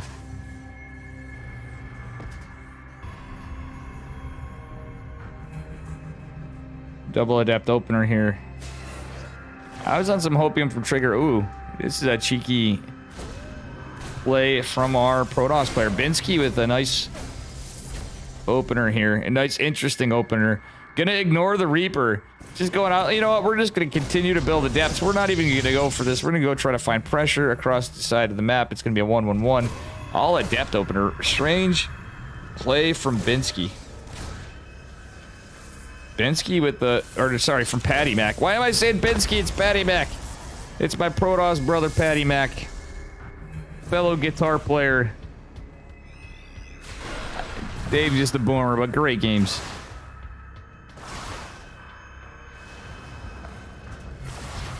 And welcome Blank I'm gonna get flamed by Patty Mac for that after. Oh, boy. Patty Mac chiseling away at the supply depots a little at a time, being annoying. As our Terran player, Mr. Binsky, goes for a Cyclone. Binsky's a very strong player, but so is Patty Mac. This is probably going to be... looks like it could be a DT follow-up. Second base being denied mining on both sides is interesting, to say the least. But the tech lab means we could probably see a Raven, because I think our Terran player is going to be on top of this. But the Adepts are going to out DPS some of this. Do they get the kill on the supply depot? The answer is no. But it was possible. I'm trying to... Oh, not even a kill on this, but the Adept does make its way back home. Stalker and Reaper just now going to attack this. Okay, it's going to be Blink. All right, just a Blink opener, and I think that's smart. I was hoping for some DTs just from how kind of cool that was, and it's a strange start to the game. Cyclone is going to be a nuisance, though. But 2 Adepts and 2 Stalkers are certainly going to give it a fight. Cyclone can definitely kite the Stalkers. Usually, the 2 Adepts are going to be able to catch up with it and make it annoyed for a moment. Okay. And now the Cyclone's in a lot of trouble. It is going to be a 3-gate Blink. He might just go to 4-gate Blink at this point. I wouldn't hate it. Our Terran player going into Widowmine, Viking, whatever. I think it's a little bit of a misread from Binsky. He's gonna have this Cyclone repaired eventually, and Protoss is gonna back off. Another Cyclone out on the map, but it's gonna be Blink. Warp Prism coming out. Observer sees the Cyclone, and you know what? Blink has not quite finished yet. I like the Observer going across the map. This is gonna be a weird push from our Terran player, I think. He's going into 3cc though, getting the double gas. But yeah, it's going to be 4-gate Blink. It's going to be scouted. That Reaper still alive. Did not fall earlier on, so it's going to be a bit of a problem. Warp Prism's out. I don't think it's going to be scouted just yet. And this Reaper is going to get some kills. Viking landing. Raggy. That's what the Viking was for. It's a little bit of a... Okay, is Patty Mac paying attention? Patty Mac using the Stalker, or the Observer to catch the Widowmine, is going to blink up with just a few Stalkers. I think was an accidental blink at that. The tank's out. Cyclones are out. Going to try to catch some SCVs, but I think he should have went for the Cyclone. Oh, losing some Stalkers and 11 workers from a landed Viking. That's a feels bad, man. Especially against a 3cc Terran. The Patty Mac set up more for an all-in, but tanks are out. 2 tanks, a Cyclone. That's the scarier component at the moment. A couple Marines in there. And the bunker in the front. Okay, but again, 2 Marines, not too scary. He can get that high ground tank. And he has some injured Stalkers in the front. SCVs are getting pulled. But gonna start getting to be chiseled at. He's gonna target fire a producing reactor on the starport. But I'd like to see him kill the stem and combat shields. That's going to be pretty clutch as time goes on. Forces a cancel on the tech for... Yeah, everything's canceled on the tech, so that's pretty nice. Does get the tank on the high ground, and some Marauders are out. There's a lot of SCVs, but everything's kind of clumped up. And this all-in is looking pretty good. What a scrappy game. Number 2. Patty Mac coming in strong. Patty Mac is actually putting the hurt on Mr. Binsky. 27 workers have fallen. And as cool as the Viking was for a moment, you know something? This is looking pretty ogre. 27 army supply, basically all in Stalkers and a Warp Prism. Yeah, this is looking pretty good for a Protoss. It took a third behind it. It's done the damage. It's all baseline units. No upgrades. The eBay's not even used because there's no mining used. GG. Patty Mac taking game number 2 hot.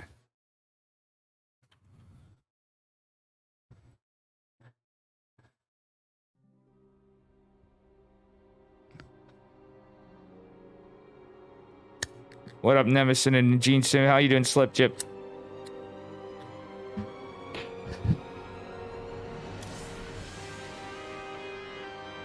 And, yeah.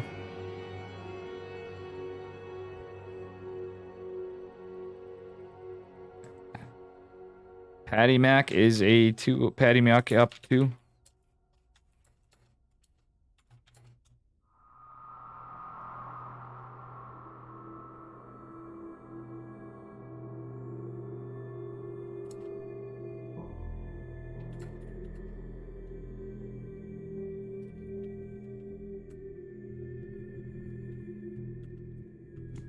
I can hop series. I want to catch Patty Mac, but everybody's going to want to catch Patty Mac, Bensky. Riser Creature. And hop. If need be.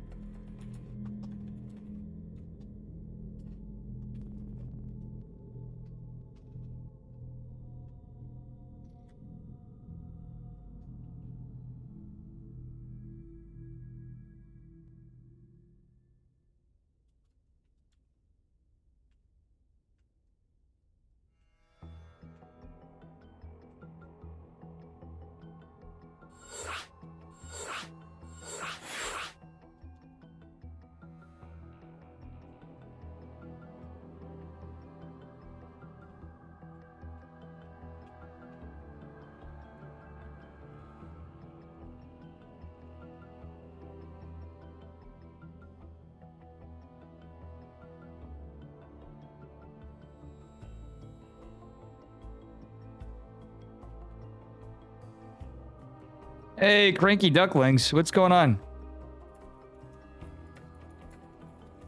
What happened?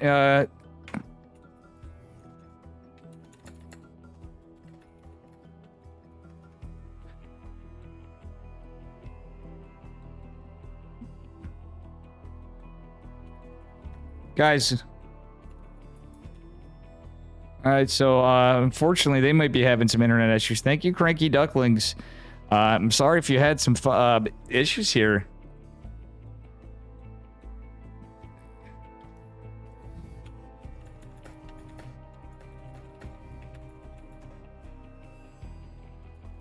Thank you guys for the support nonetheless. And if you guys, any of you are back, you can come join me in the cast.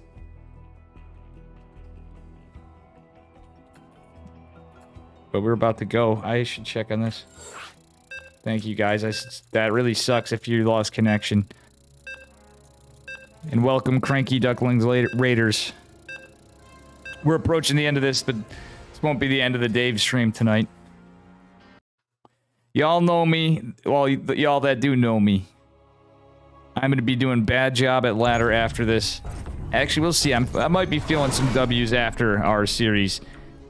Anyway, it is not over yet. But our potential winner in the bottom left-hand corner of Inside and Out, it's my brother from another mother, from Cranky Ducklings. It is Patty Mac in the blue. And his opponent in the upper right, representing License to Kill in the red, needs 3 games to win. It is Binsky. Oh, I'm sorry to hear that. Kuru, if you want to get in even on a screen share, any of you Cranky Ducklings, hit me up at Discord. I can screen share. We can get you in. We can dual cast. If you'd like to, just hit me up. We'll see what happens. It's Patty Mac and a 3-0 here. But I'll keep an eye out. We can even do it in a moment's notice. Alright, probe is going out for a gas gate scout from Patty Mac. And so far, Binsky doing Binsky things. We got our moving on here. Guys, make sure you follow the Cranky Ducklings, for real. And Light, for that matter. Alrighty here. Little harass from the probe. Gonna go scout out. It's not double gas just yet. And Binsky going across. Yeah, looks pretty standard scout from Binsky as well. Been too cheeky. Cybercore first. For Patty Mac. Thank you for the follow, Columnista. Welcome, welcome. And yeah. More harass on the probe. Low ground CC going down for Mr. Binsky. And we are looking like we're starting to wrap everything up all around in the North American closed qualifiers for DreamHack Masters Atlanta. Okay, yeah, standard opener from Binsky with the Reaper. Fast expand. Probe did take some hull damage, but is going to try to make his way back. You know, something actually that bought a little bit of time for the Adept, but I don't like the idea of the Probe not going back for Mr. Patty Mac. Oh, clutch Adept, though. Everything is saved, and there is potential for... Well, no, with the little turnaround, Adept won't make it in. And I think that was a slight mistake from Patty Mac. Nothing too crazy, but it could cause the Reaper to get a little damage. Nah, Stalker's going to be right out and be right on top of this. Probe's even chasing down the Reaper for a second, it looked like, but decided to return cargo. That is one dead Reaper.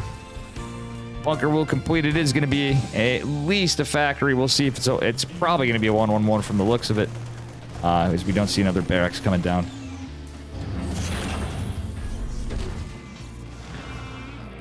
Alrighty. Now, here we go. All right, Twilight Council completing. Blink on the way. And it's just going to be a Blink opener again. Is it just going to be 2-gate Blink? Actually, yeah, but nope. He's at least going to 3. We may see 4-gate again, but it looks like Patty Mac setting up for third base. Behind it is a Widow Mine drop from our Terran player. So that said, I think Patty Mac is going to be in a fantastic position to defend this and even have a pretty early Nexus.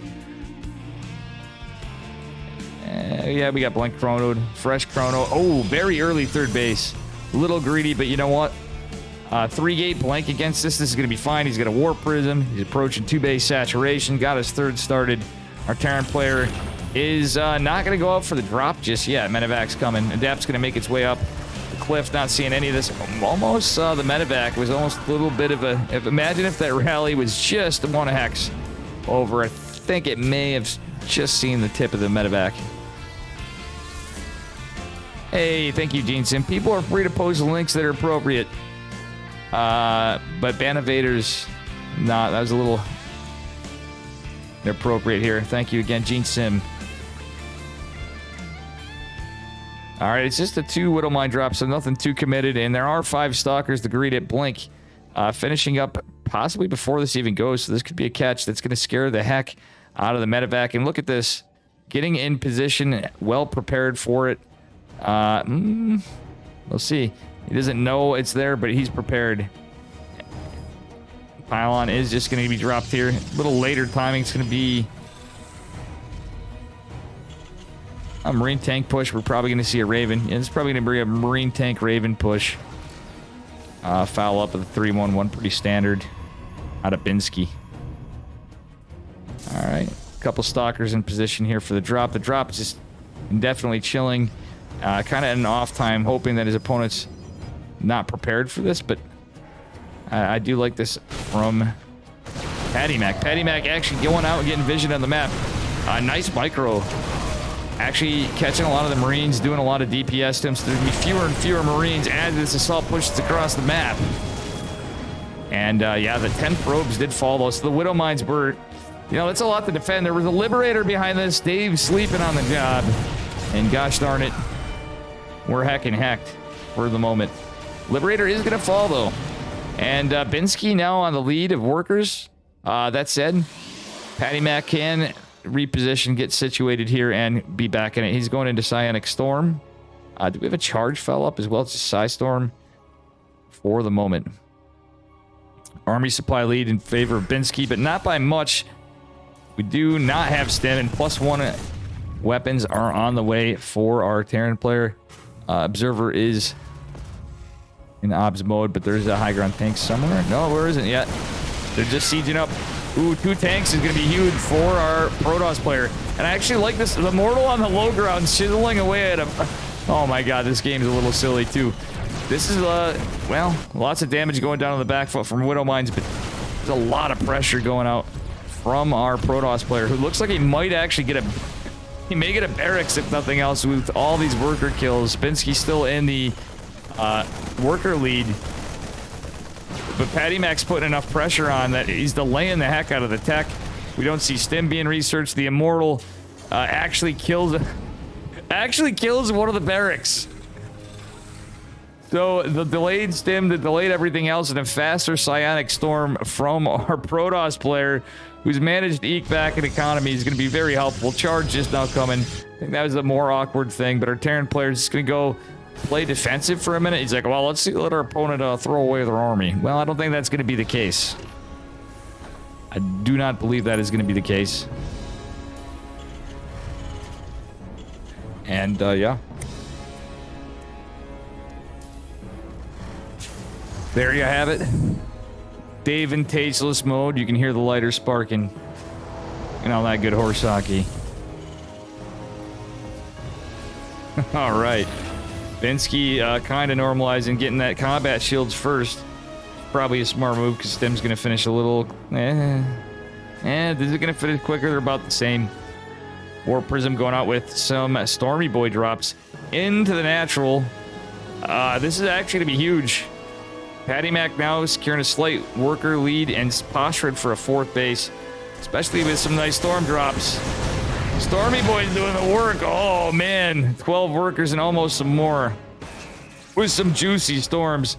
Stalkers, just keeping some vision and pressure. And we are going to see a 4th base go down. Patty Mac eventually. Army supply growing for a Protoss player. No upgrades just yet. The Forge is going to finish. We let our Terran player into +1 armor. We're going to see a Mortal pop more. Well, an Archon as well. He's trying to go for Archon drops. Oh, does lose an Archon. At the same time, we're going to have a bit of a Zealot printer here. Colossi, extended thermal lance coming out. Our Protoss player just now starting. Ground weapons +1. Stim about to complete in. +1 infantry armor well behind it. Enhanced shockwaves. Certainly going to be a bit of a problem for a Protoss for a bit.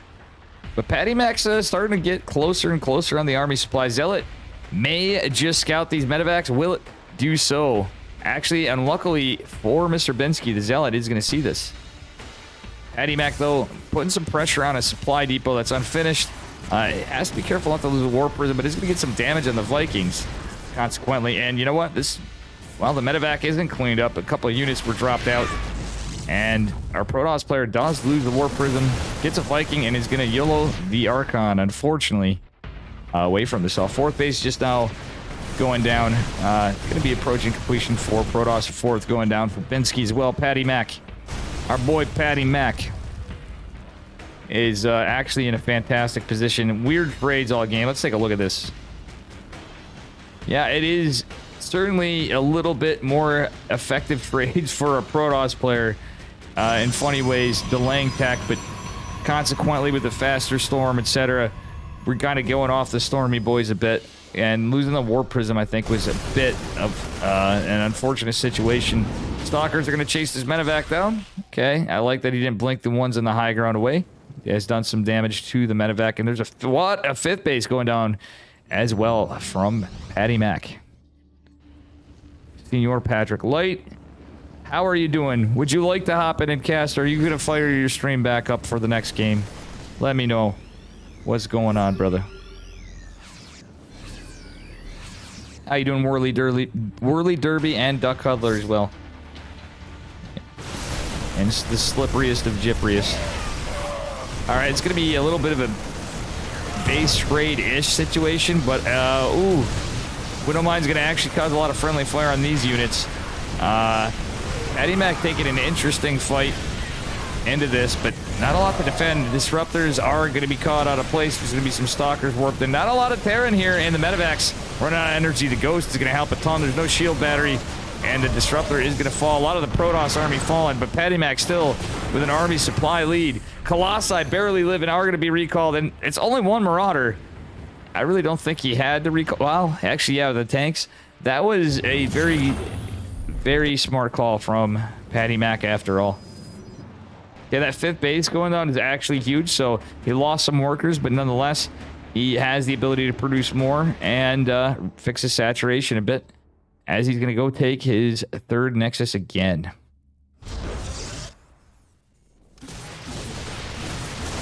Co-parter Patty Mac, more like Winnie Mac. Fat, nice, and slip chip in chat. Just duking it out for their favorite players. Alrighty. Colossi Disruptor coming out to fight this, but we'll see what happens here. Oh, Nova is gonna kill. No, that was a nice split from Binsky. Good reaction. One Disruptor gonna fall short. The other is not gonna catch anything. The Vikings are gonna take out one of those really injured Colossi from earlier.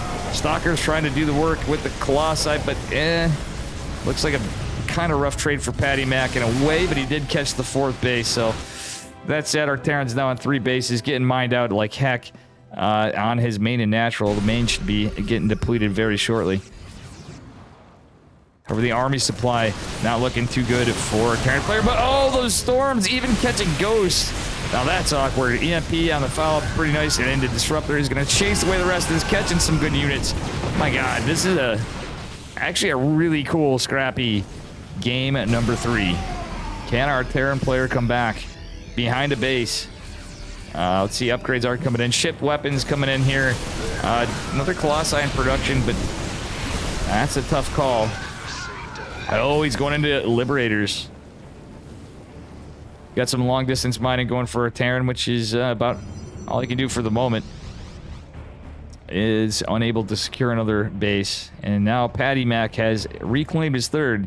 So all this mined out stuff going on, which is prepared for, is going to be fine. Oh, double upgrades as well. So we're now looking at 2-2 on the way for Protoss, and 3-3 is not being researched for our Terran because, well, he's going to put all of his economy into army units.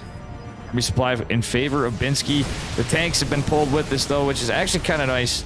Scouting pylon is going to go down as well as the Zealot warping in. Could be some crazy stuff. Yeah, Patty Mac is quite cracked, let's just say. Binsky's also a phenomenal player, too. So great games. Oh, to the Disruptor. Beautiful catch. And, man, Patty Mac now finding himself in a bit of a problem. There is a large army supply. The Liberators are actually quite helpful. That tank in the back foot with the Ghost still out does get cleaned up. And, yeah, it's mostly the Liberators making this even harder to push. Ugh. Binsky may somehow come back just by sheer army supply numbers. He's at 75 army supply, though a little disjointed across the map. Could potentially just... Wouldn't hate to see like an all-in, truthfully. From this point. I mean, you're long-distance mining. Produce some more, pull some boys, and we're going to see a Dark Shrine finishing up here pretty shortly. Okay, this has kind of been an awkward fight here, but a lot of the Stalkers going down. A base going to fall for our Protoss player. Recalled probes going to this 5th base that is already saturated. Now, DTs are going to be a bit an issue. However, Binsky's putting up a hell of a fight. Army supply still in advantage. Disruptors coming out. Liberators here. I think Binsky has a good opportunity to take it back. We do have a proxy pylon. And the CC is going to be landed, and momentarily, will it be blocked by the SCVs? Because he's going to need those scans. There's nothing really right there to take care of it, but there's units trickling across the map, so we might be able to get a few to clean up the Dark Templar. Production getting decimated for our Protoss player. We lost 2 robotics facilities. DT's doing the work, and the 3rd base. Do we see some army going back? They're going to go retreat to the main. Okay, DT is just kind of... Okay, we see this... Yeah, there's a missile turret right there, though. So one of the DTs is cleaned up. And, yeah, very scrappy game. Losing a double robo is rough, but there's still a lot of gateway production for a Protoss player who's mined out of this base all entirely. Wouldn't mind seeing him go to his natural Terran play. Oh, no! The Photon Cannon kills the medevac. Very unlucky for Binsky. And with all seriousness, this was looking damn close. Now the army supply is pretty well in favor of our Protoss player. However, if a lot of this gets cleaned up, I think Binsky does have a shot. Like, truthfully, I do. If he can get some extra damage with a drop, losing that one medevac with Marauders and Ghost, I think, may have just been Marauders.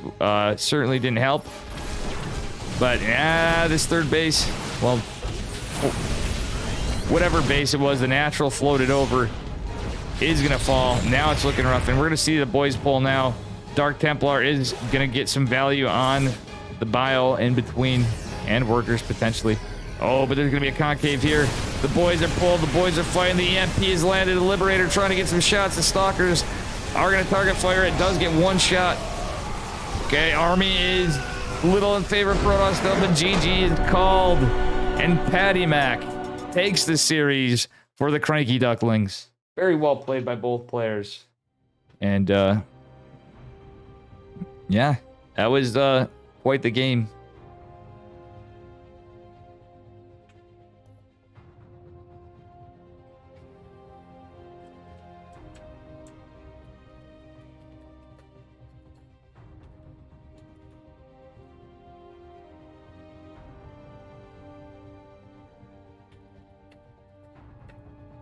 I'm gonna see if there's anything else to cover.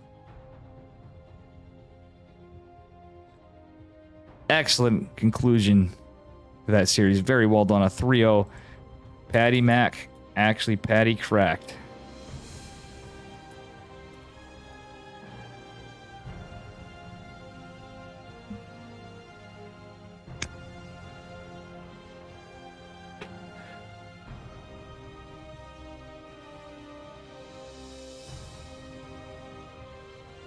Creature and Riser on game 5. Loser faces Bio Ice.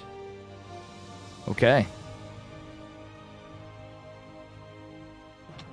So we have a brief pause.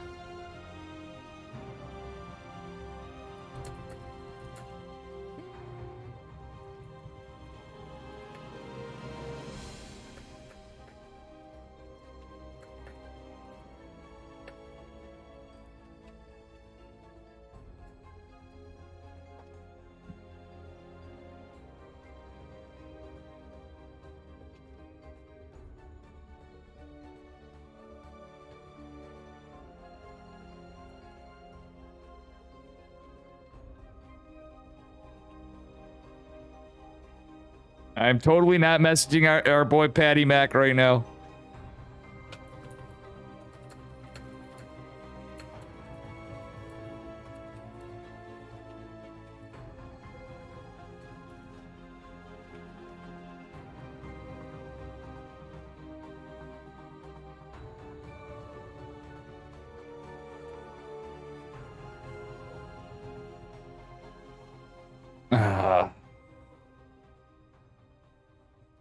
All right, let's fucking go.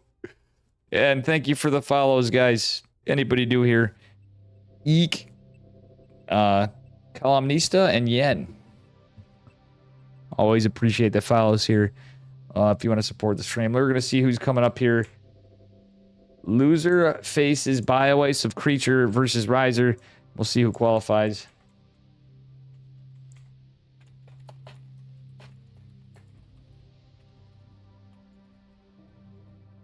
I'm going to take a few minutes while we wait for that. Oh, it's over?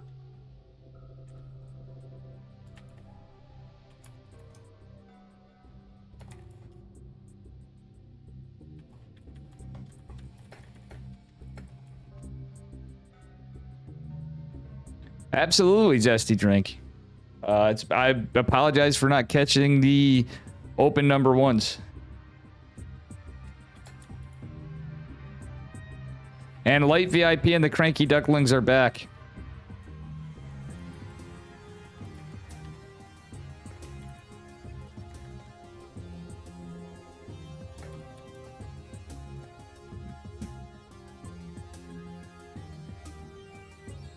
But watch us both. Watch us all. Riser versus Bio-Ice. So it looks like we had a qualifier.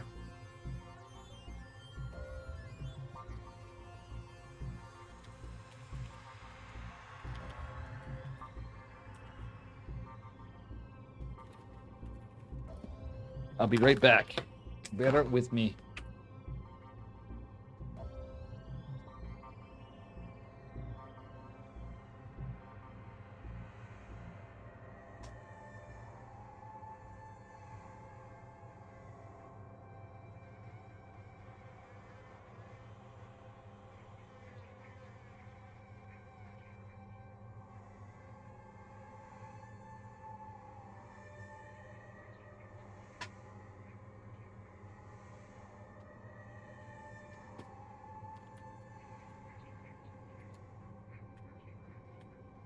And I'm back.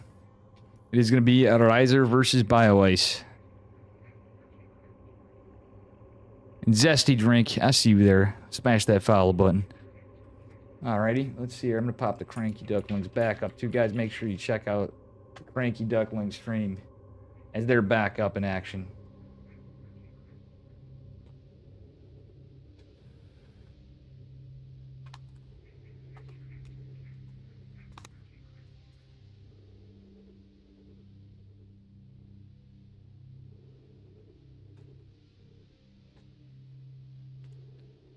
So, we're just getting resituated here. A little bit. Congrats to all that qualified. I'm going to go over that and verify it with iScar after, just because I'm a little old.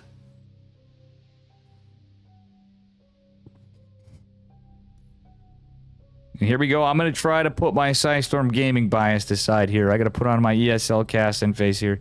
Absolutely light VOP.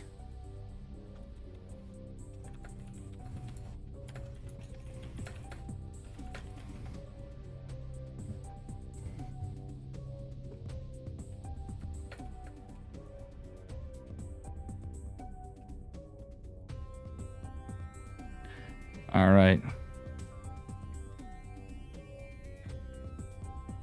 And here we are.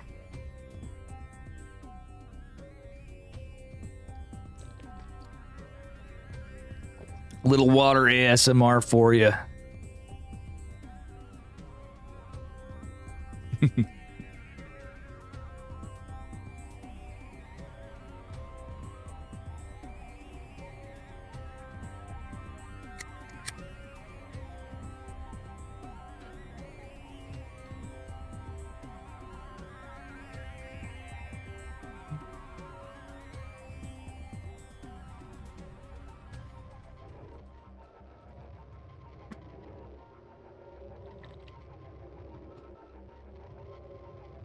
Oh, man.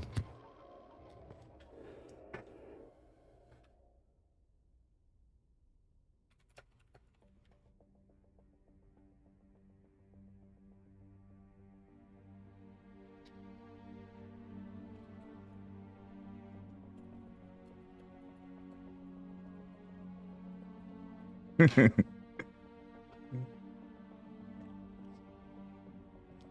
right, guys, we're just waiting here for him. We could do a prediction.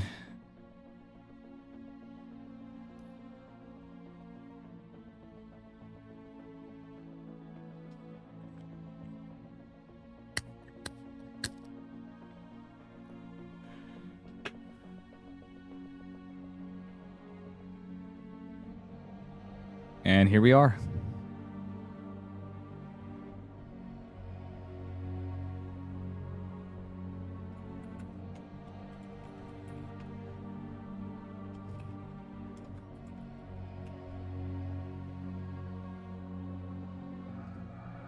Gotta send some congrats out that we have.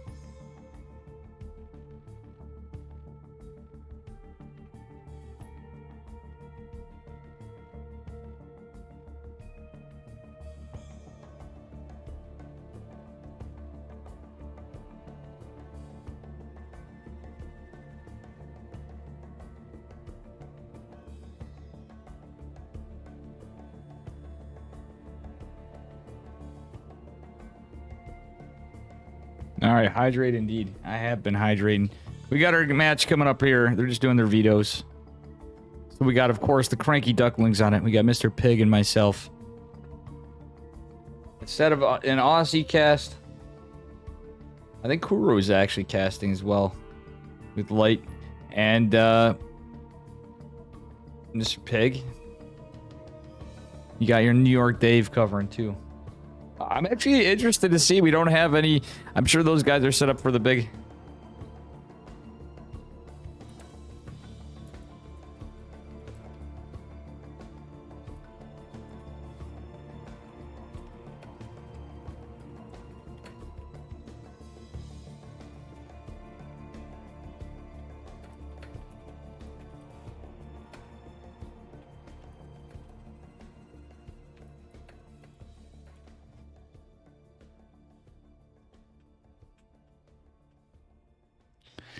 bear with me, guys. So we got a quick little moment before this goes on, and we are into Riser versus BioIcer final stuff.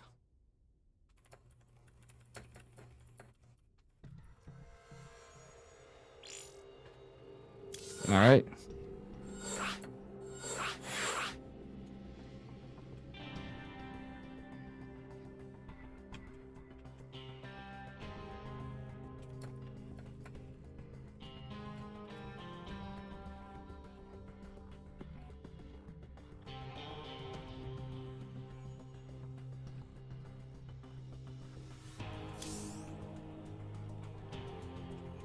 Shit.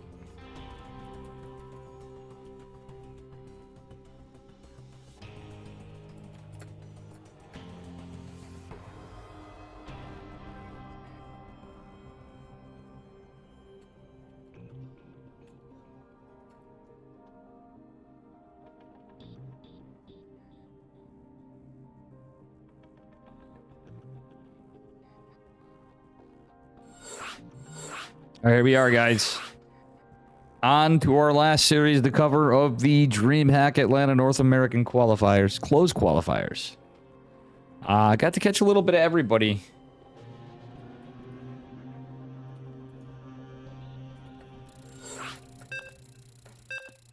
It is Riser versus BioIce on a fresh start to this best of 5. Let's heck and go.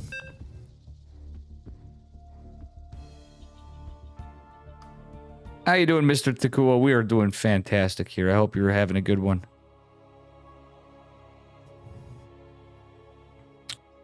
And yeah, we are on to a last best of 5 series. Winner qualifies here. Spawning in the bottom right-hand corner. Oh, let me switch this around here. Of Cosmic Sapphire in the blue. It is BioIce. And his opponent in the upper left, representing Team Gosu, it is Riser in the red. Now we get Riser back. Hopefully his internet's fine. And that was my only point of contention before. We had some sad upsets in some cases for people where we had some clean sweeps. It's congrats to the victor, but you still feel a little bad for their opponents. Miss Cavera, thank you so much for the 9 months. If you guys can hear the alerts, guess what? I can't, so I'm trying to keep my eyes on chat in the game. Love to see you. I hope you are doing well, young lady. Third hatch going down. Or rather, a triangle third going down for Mr. BioIce. Ooh, Probe being annoying, actually delaying the gas for a minute. Full scouts out. And we're going to have a little bit of a delayed... It looks like it's a little later pool, but everything should even out pretty well. It's nothing too crazy. Riser set up pretty standard so far, at least for the moment. Triangle third, probably the most annoying thing for our Zerg player right now. Good to see Miss Cavera again, and thank you again. And this month especially, among all overs, I appreciate, I don't expect, I extra appreciate all the subs, always do. Just from being out of work for a bit longer. Hopefully I'll be returning soon. Finally, and being back to normal life, Dave. Just probably focusing on casting tournaments and less streaming and more guitar streams. Alrighty. Well, looks like the probe's still going to be out to be Dennis the Menace. BioIce is going to go saturate his third. That long distance trip to get the drones over is unfortunate. And is maybe going to try to get in position to take... Yeah, he's going to get in position to take his natural. It's going to take a while to get rid of this pesky probe on a patrol path. It's an annoying use of alliteration right there if I ever heard it. Oh, congrats, Takua. Very good stuff. Glad to hear it. Yeah, this is going to be a good finals. We very much agree to rally into Stargate is going to be the opener from Riser. So we may see the hero build. From the looks of it, he has Stargate rallied over the third all the way to the other side of the map. So very likely to be the hero build from Mr. Riser. A Balak boost on away for a Zerg player. Very standard in the meta PVZ by order which the players are located.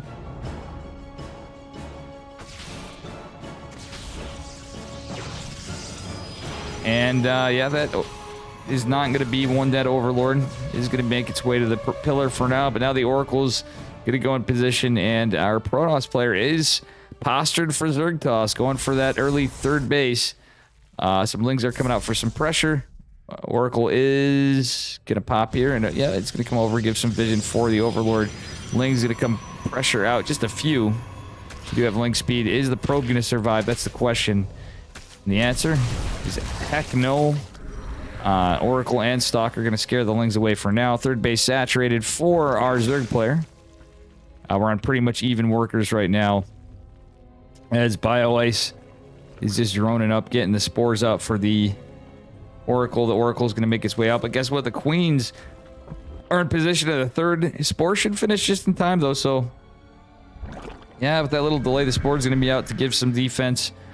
And Riser is going to respect it. Second Oracle out is going to be a bit of a pain, though, for a Zerg player. Not really a whole lot going on otherwise, other than some macro. We do have a Twilight Forge opener and a quick Evo chamber for BioIce for that fast +1 melee from our Zerg player as he takes 2 gases on his third. BioIce going to take his fourth base. Oracle's potentially going to get some good damage here.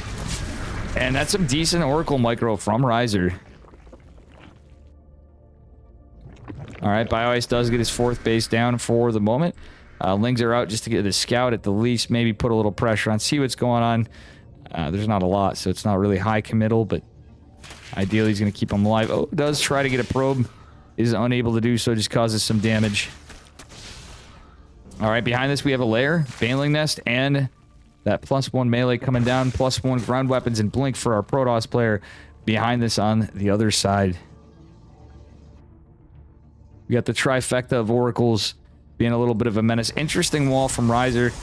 Is not going to, you know, you got 2 positions of attack, so I don't really hate it. So he started some good Baneling defense, or Ling run by defense as it stands with a shield battery. Fourth base. Oh my god, that's an early fourth base from our Protoss player. And we're going to see a lot of Lings in production from BioIce. He's starting to double down on Ling production. Ooh, these Oracles going to catch a lot of workers, though, however. But one is going to fall. He has to respect these 4 Queens, and he's taking some hull damage on another. Still very worth it in trades, I'd say. 10 workers for the Oracle, and it actually could have been one of the earlier ones, so let's just give it some credit and say, you know, that was entirely worth it.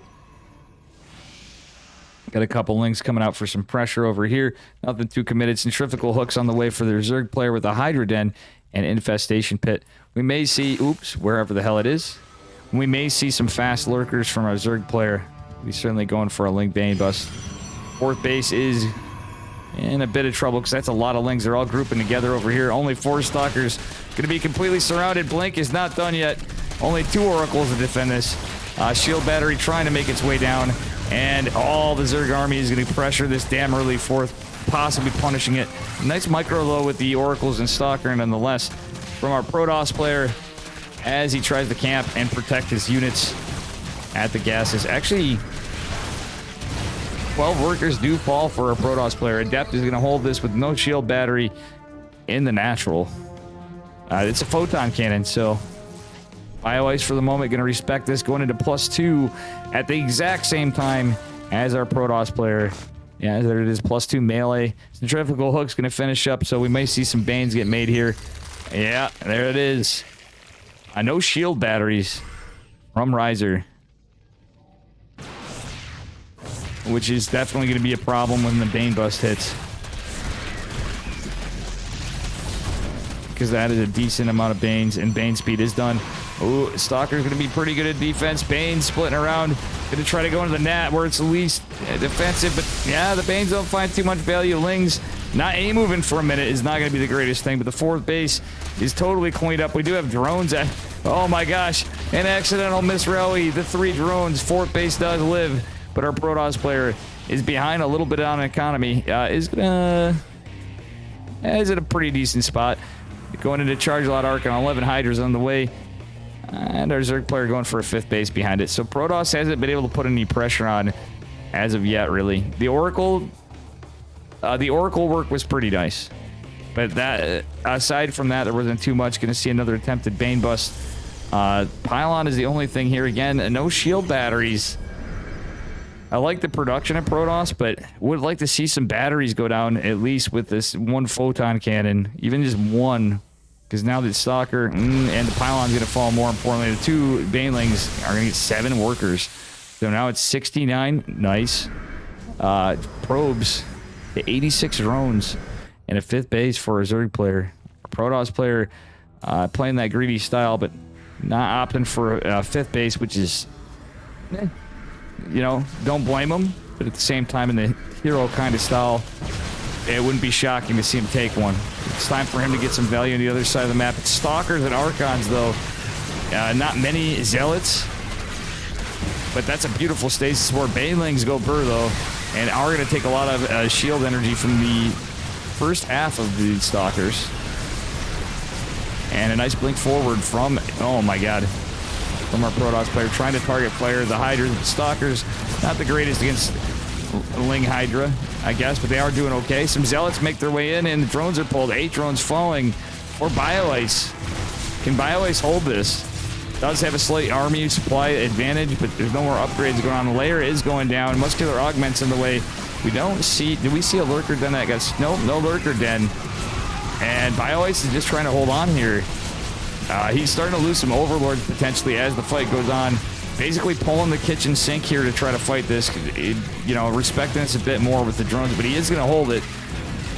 And I do like the Protoss decision to not take a 5th with this pressure just yet, but somewhere behind it would be the time. It definitely dealt some economy damage, but BioIce did have 86 drones at the time, so it's not like the end of the world. Okay, we're going into melee +3 for a Zerg player and ground weapons +3 for our Protoss. Interesting to see no Lurker Den in behind this. Like, I really think Lurkers would be the play. I would love to see it come down with that Hive. Because at this point, we're going to see a second robotics facility come, but there's not much to deal with the Lurker army. Baneling Bus going to be attempted again. Stalker Warp, and it is going to stop at this time. But yeah, it's going to be cleaned up at the expense of some Zealots getting some damage. Lots of Lings running in, getting 11 worker kills. This base is in jeopardy, however. Lings, the Hydra's really fighting it. Battery overcharge activated. The 4th barely holds. Protoss finally is posturing for a 5th base. This is actually a better time, but he should probably take it considering the damage dealt to his 4th. Or rather, 3rd. Actually, which base did he take that in? Anyway.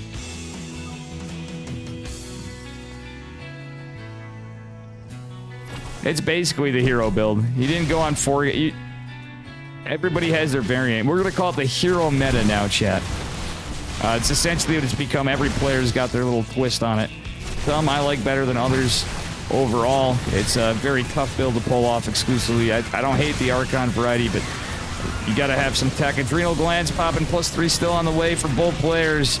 War Prism is getting out, but our Protoss player's starting to trade a little rougher.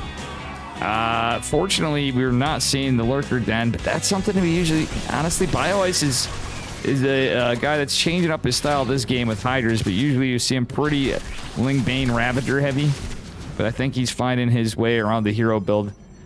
forcing our Protoss player to not take another base. This is, like I say, it's a gambit play simply because, well, he's going to go try to take the gold base. No, he's just going to scout for now. You could go take either. There's going to be a Bane bust attempted up here, or is it just going to be a run by? Either way, our Protoss players in defense. Storm on the way, Groove Spines on the way, +3 finishing for both players pretty much in tandem. Protoss might finish. Now they're going to finish about the same time. Take a look if there's a chrono boost on this. It is. It's going to start to dissipate. And melee is going to finish a little faster for a Zerg player, which isn't going to affect this engagement at all.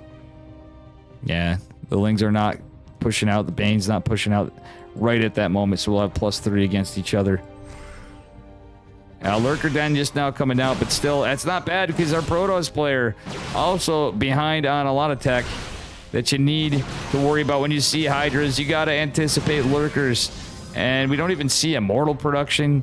Nothing that really deals with Lurkers, but that said, the Lurker Den's just coming down, so Seismic Spines and then Adaptive Talons aren't going to be out for a while. So I guess he could deal with it with the Stalkers, mostly, but outside of that, he doesn't really have a lot of units to contend with it. Oh my dear lord. Creep Tumor's getting cleaned up here. Drones falling in. Oh my god. The Ling run by again. I find your lack of batteries disturbing. Poor Riser is going to have a rough time fighting this army. I guess he's relying on numbers. BioIce with the higher army supply, but the 5th base going down. Looks like the 6th base going down. The Lurker's still going to be a problem though. Once they get out, we're seeing Banes. I'd rather see some Lurkers. Oh no, the Zealots were in the front. Not like this. Okay, nice Storms though. Do clean up the Banelings. Adaptive Talons being researched first. Hello. No Seismic Spines. Lurkers trying to be produced. However, the Stormy boys, he has some Storms available. This could be pretty nice, but the Archons are going to be in front. Lurkers getting stormed. Lurkers getting taken out, and the Hydras are falling. BioIce looks like he's in a rough position. And yeah, it is. This is a damn good game. It's a little it's not unexpected, but when you have that late of a Lurker Den in terms of the timing the Hive was taken, I would rather seen the Lurker Den than the Hive. Personally, I don't know about you guys, because we could have got those upgrades for Lurkers. Hell, he could have had Lurkers out faster. It's all about kind of like who comes first, the High Templar or the Storm research. And yeah, this is looking very rough for our Zerg players. The last few units go down. Riser cleans this up. Anakitos, thank you for the raid. And Duck Huddler, thank you for the shout out to him. Very good game number 1 of the series.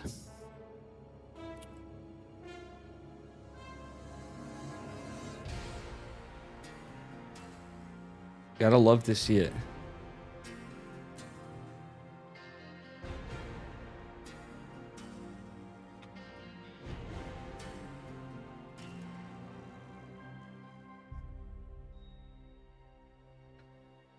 Alrighty.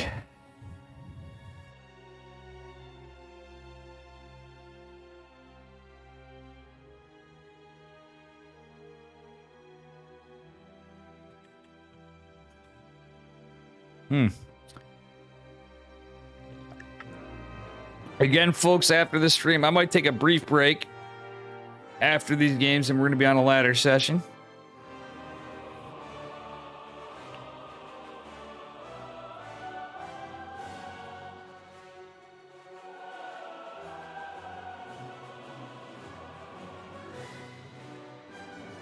Moving on to game number 2.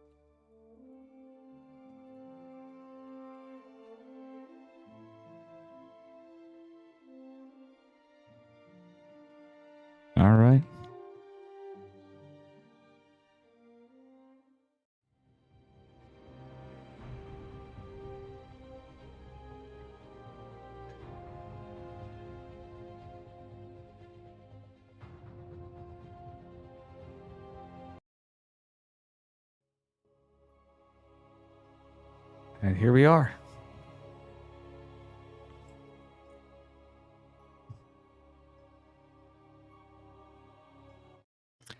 True, Aurelian. Very true. Thanks again, Anakitos Mob. You guys make sure you follow Aurelian and Anakitos. Very, very good peeps. Alright, let me actually fix this up a bit.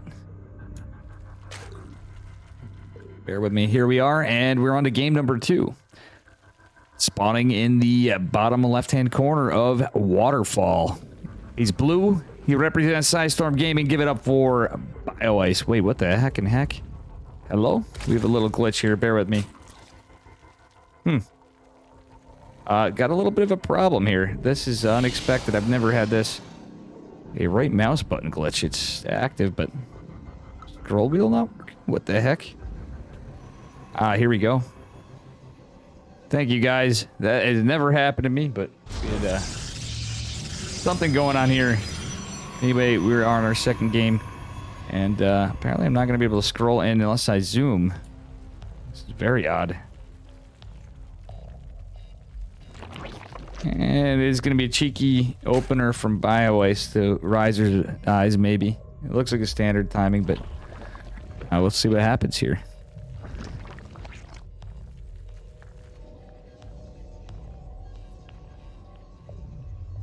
All right.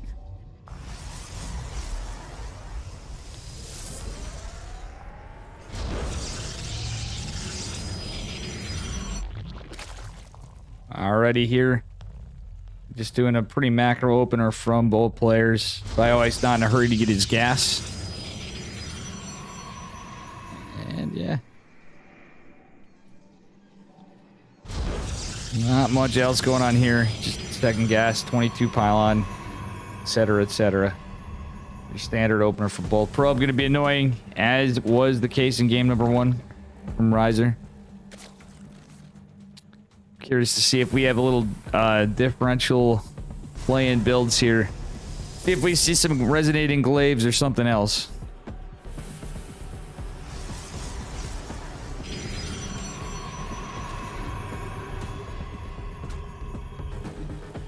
And gonna get a pylon block. A little cheeky play, after all, from our Protoss player. It is gonna cancel it, but yeah, it doesn't do much in terms of a delay, really. That actually just cost him money and some money and time. But he did manage to get a Stargate up and at the same time there. That said, the Adept's not out, and we do have a Chrono Boost available. So it will be there for the Lings, but there's not going to be anything else to follow up. So a little cheeky play didn't really accomplish much from Riser right there. Quite the comeback. I think BioIce almost had him, but I think that Lurker Den probably should have went first in that style.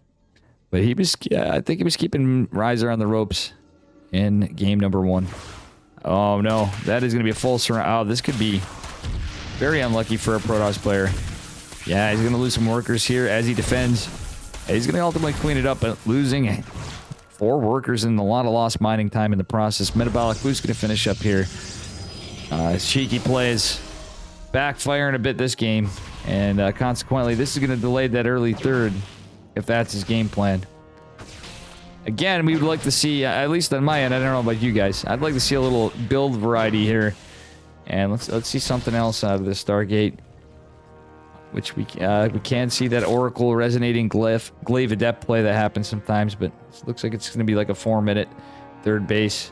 4:30 third base for Riser, somewhere in there. Riser trying to find some value. Just going to kill some larvae on the natural hatch. That's about it. Going to be a little bit of a nuisance in the production of our Zerg player. The Adept is out. And yeah, double Adept opener is going to deflect this. Again, it is going to be a little bit delayed third base this game for our Protoss, so I feel like his plan of attack was backfiring against him. He's going to get some drones against the Spore. 3 drones do fall, but he does take some hull damage on the Oracle. And, yeah. Was hoping for some coffee here in between, but we didn't have time, man. We didn't have time, man.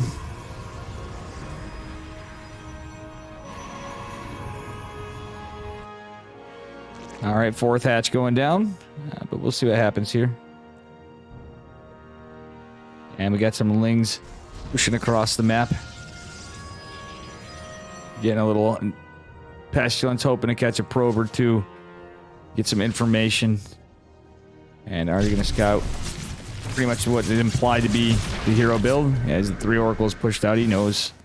Oh, nice Ling catch and a queen. That was actually pretty good stuff for Riser right there. Worker count pretty even. Riser a little ahead, but the fourth hatch going down for BioAce is definitely a little nice there. 3 oracles could get some value. The queens are certainly not over on this side. They're just 1. They can go get some pressure, maybe even force a cancel, or at least gonna get some damage and some scouting information. Nope, no damage, just some scouting. Gonna be annoying with these oracles.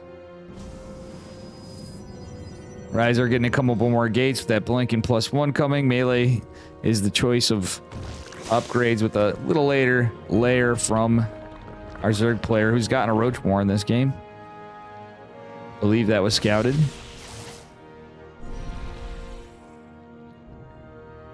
And yeah. These oracles are being a past 6:16, 4th base. Still a damn fast 4th. So everything kind of normalizing out. And with that said, I think from the timing of things, our Protoss player, though a little later on the 4th than he would have it with this, it's still damn early. So he's perfectly fine for economy. Not that far and behind in workers, etc. He's kind of caught up in Zerg there. Is going to be behind on his +1. We are going to get Ravagers. And do we have Glial Reconstitution?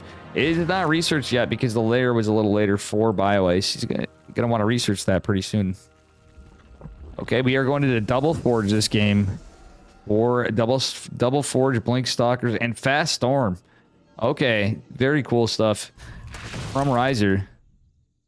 But BioAce is going to vary it up a little bit. Going into a quick Infestation Pit.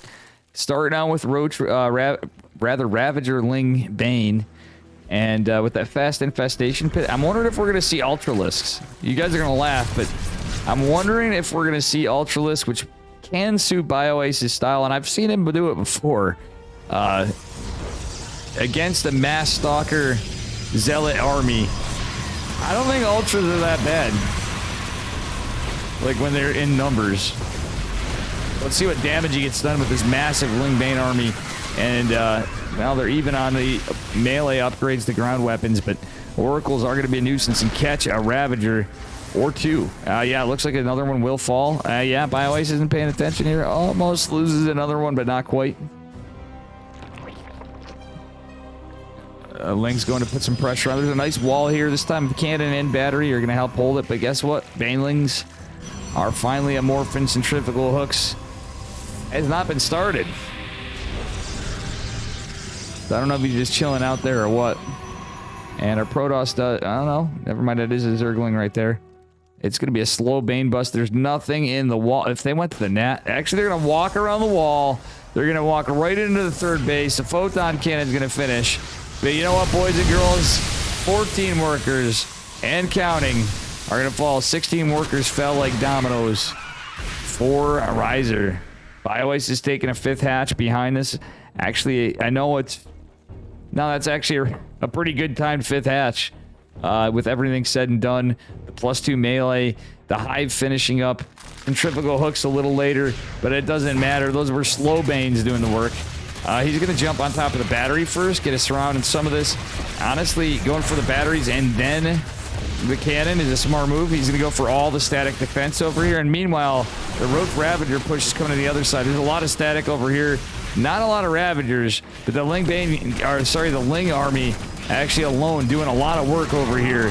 Catching 10 more workers behind it. +2 ground weapons finishing for our Protoss. Centrifugal hooks and melee +2 for our Zerg. A smidge before our Protoss. It's going to be pretty nice. Behind it, Banelings. Wait, what the hell? Yeah, there was nothing in defense here, so 37 workers have fallen. We have an inverted number of workers. We had 47 to 74 for just a brief moment. Very cool stuff.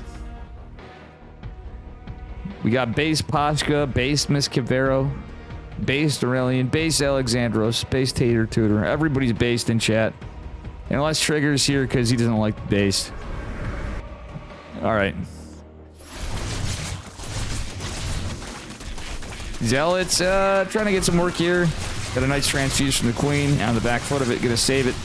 And it's all gonna be cleaned up here. 2 probes and more going down this base. It looks like it is Omega dead. This is a very slow army from our Protoss player. And I think BioIce is securing some great footing here. He's lost some workers. He's going to have to No, he didn't have to reestablish his 5th, but he's down on workers. He's going to push with this massive army. These oracles have been amazing this game, but it looks like even the 4th is in jeopardy for our Protoss player. Aspire going down, 28 workers coming in production, and battery overcharge activated or not. Our Zerg player has done just God's work over here. Going into adrenal glands and +3 melee. This game is looking very good for BioIce. Pretty scary Protoss force pushing across the map. But Riser's even supply blocked. He doesn't have a bank, and this is it. He's got to push across and find some significant damage against his Zerg opponent in order to be in this game. He's literally coming down to this. He's got Storms. He's got Archons. There is a Spire coming down. He's got some Stalkers. Baneling's gonna be tanked by the Archons, but they do eventually fall. Well, he's about to eat some corrosive biles. The Oracle's coming into play pretty well here, so Oracle's good unit in these kind of fights. And at the same time, I think we do have a bit of an overextension. Army supply evening up. The BioIce is pumping that production. He's got the numbers. He's got the bases. He's done God's work on Riser's army. I still think BioIce can take it. That's still a lot of power units for a Protoss player. But Archons are really damaged.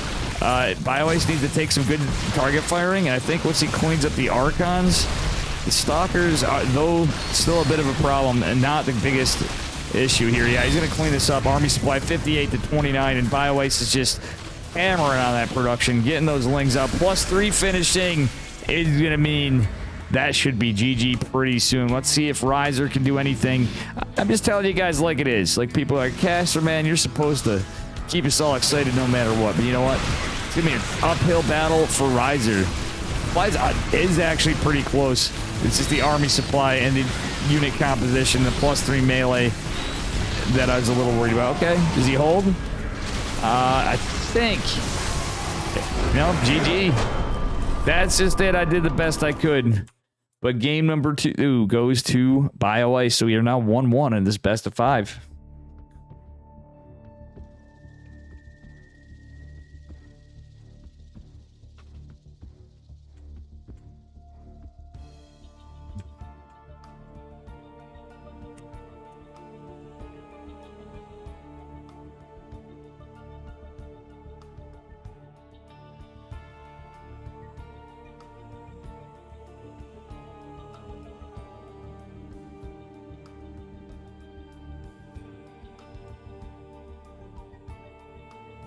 Braze chat, exactly. Again, congrats to all my friendos who have qualified. Go down the list. I have a bunch to say.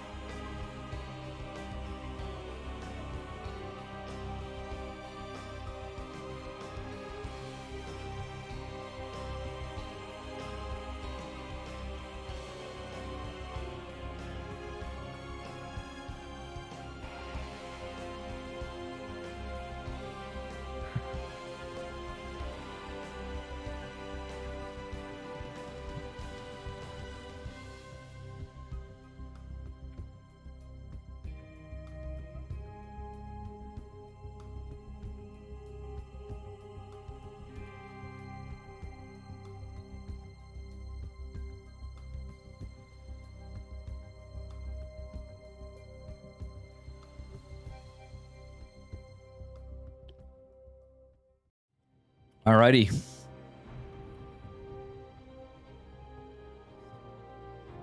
Here Here we are, folks, going on to game number 3.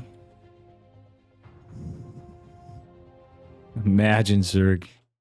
That was the exclamation mark Zerg for those of you who are here on normal, you know, less professional event Dave streams.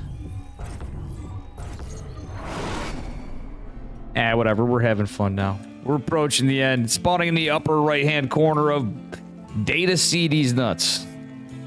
The upper right is BioIce, representing Psystorm Gaming in the blue.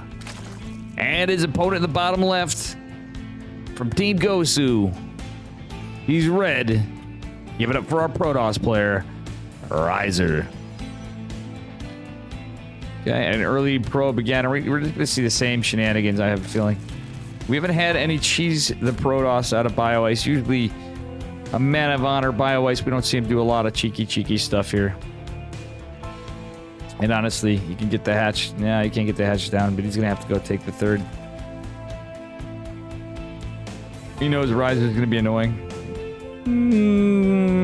Riser, or sorry, BioIce going for the linear third, or vertical third rather. As we go on here, Genghis Bong, save me. Save me. All right.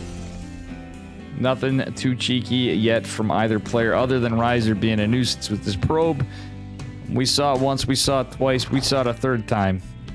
And BioIce is not in a hurry to saturate his gas again. I think BioIce felt a little more comfortable with his usual style in game number 2. And it certainly helped that he delayed the third. Got that damage earlier on in the natural with the Ling run by, kind of catching that Adept alone and unable to wall off. Riser was in a rough spot. Okay.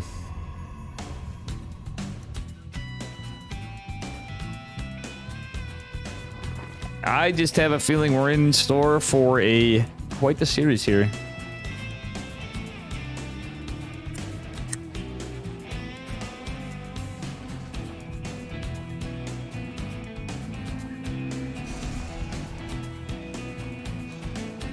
That I am.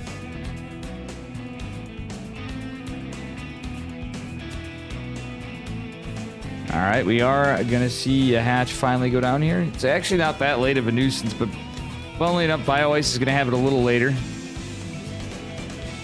just by how he's opening up here. Okay, third hatch definitely a little later, and truthfully, he could have got it here. See what we got going on here, fam. All right, we got a stalker in production. Everything looking normal except for this wall.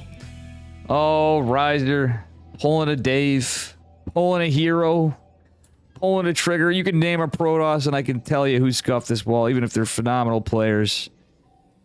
You know, future GSL Codes champion Dave Test over here. Kappa. Yeah, it is one scuffed wall, unfortunately, for Mr. Riser, but you know what? He's going to continue on. He's going to go for the 4th base. And unfortunately, in game number 2, we saw a lot of Ling run-bys. We had slow Bane run-bys. We had fast Bane run-bys. Pick him apart, so that wall is actually potentially going to hurt him a little later in the game. Or just be exploited a little earlier. Overlord does see it, so it is going to fall, but the information's there. Ling's going to go pressure this. That's actually a good amount. There is an Oracle, there is an Adept, but yeah, I wouldn't hate to see him just jump on this. Forcing a cancel is huge. It's a lot of Lings, and that was a bit part of why we had the delay there. They're going to continue on, be aggressive. Even getting hull damage would be huge, but it forces a cancel. That was worth a cancel and 100 minerals. Buying some time. He did lose a couple Lings, but realistically, 7 Lings, not worth the 100 mineral trade. But you know what? The timing of the Nexus, that does help a bit. 3 Queens are going to deflect a bit, and the Oracle uses a Rev Tech, so it's not going to get any Lings right now. 2nd Oracle in production. Actually, yes, that is 3rd Oracle in production. As another is going to sit back defensively. As BioIce is just being a damn nuisance with these Lings. Love to see it out of our blue Zerg player. Our fourth hatch eventually going to come down from Mr. BioIce, but we'll see what happens here.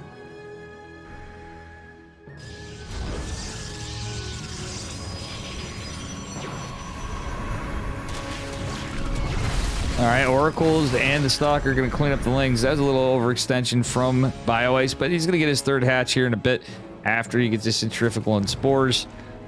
Smart defensive play, but he wants to drop it pretty soon. Hopefully he saves up that 300 minerals because these Oracles are coming in. Oh, actually, you know what? 3 Oracles can kill that, so gotta see it cancel. Ooh. Had he taken it just a little earlier, probably would have bought him some time with the 4 queens, but I think it is a smart move, so a little bit of a delay and a cancel is worth there. Get a little tug of war going on. Blinking +1 again on the way for Protoss, this time a little behind the melee. The melee is like hella fast from BioIce this game. He got it fast before, but the layer follow-up 2 is looking pretty good. Wonder if we're going to see more of the same as game 2. Just a little different. Things have been a little wanky here.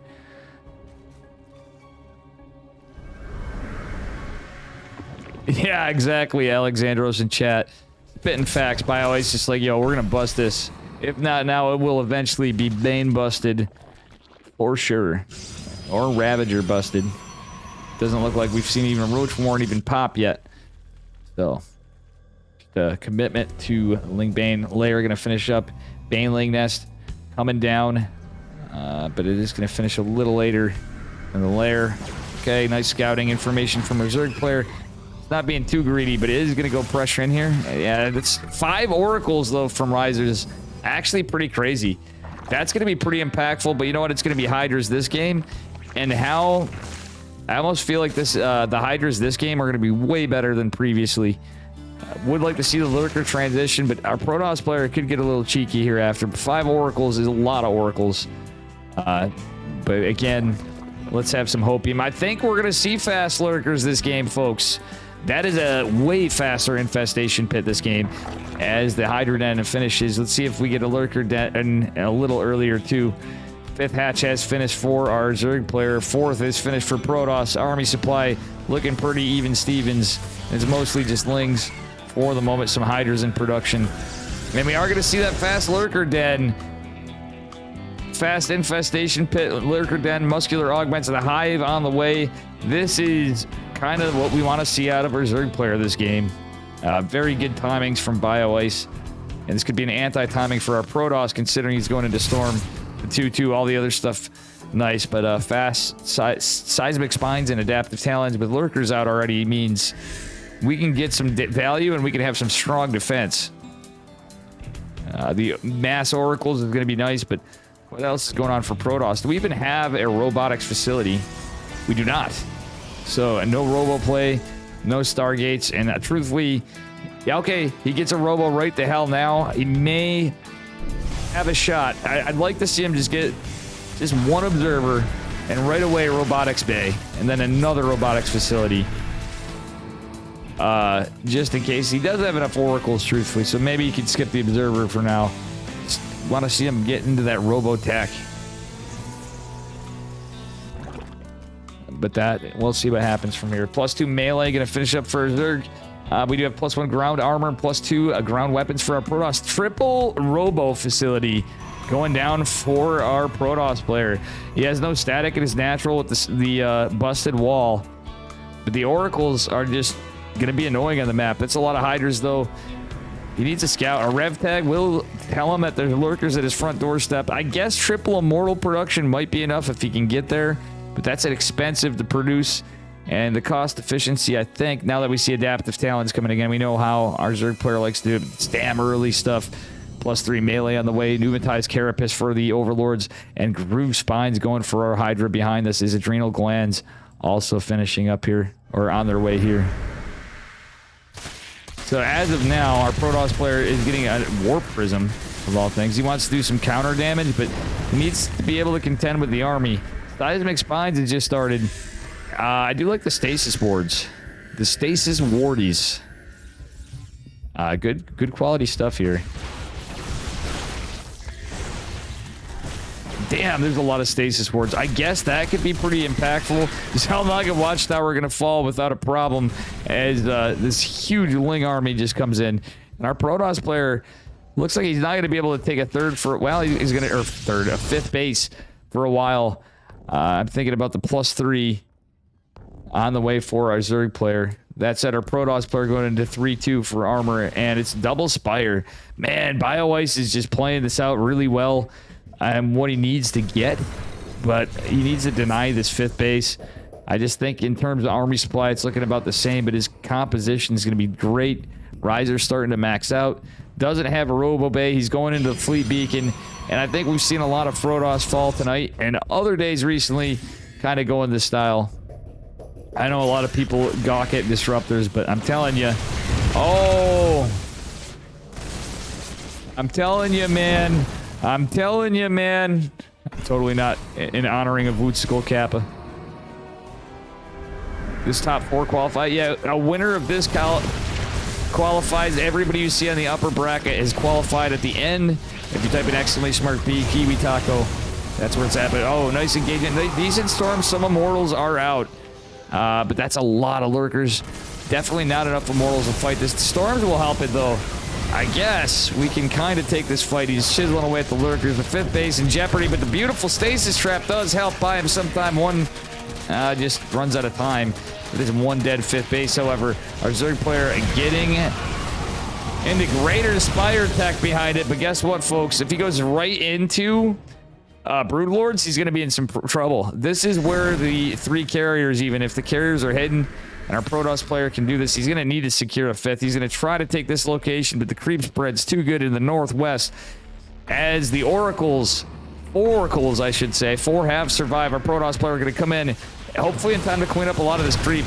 But I think the second one may run out. Unfortunately, falls just short. Does have an observer. Carapace is here. 7 Corruptors are out. And our Protoss player... Oh, man, that Stasis War only catches a portion of this. Lings are going to finally come tread it. Oh, man. We didn't see that wall chisel just yet. The chippy wall. A lot of the Lings and Stasis are going to be a bit of a problem for our Zerg player. They're going to fall. We're going to see a lot of Corruptors dancing around the map. There's the lurkers. Where are the Corruptors? Are Corruptors just going to go pee on things? What's going to go on here? Oh, a High Templar is surrounded. The Stasis Ward suddenly not really working out so effectively for our Protoss player. He's trying to get the fifth base.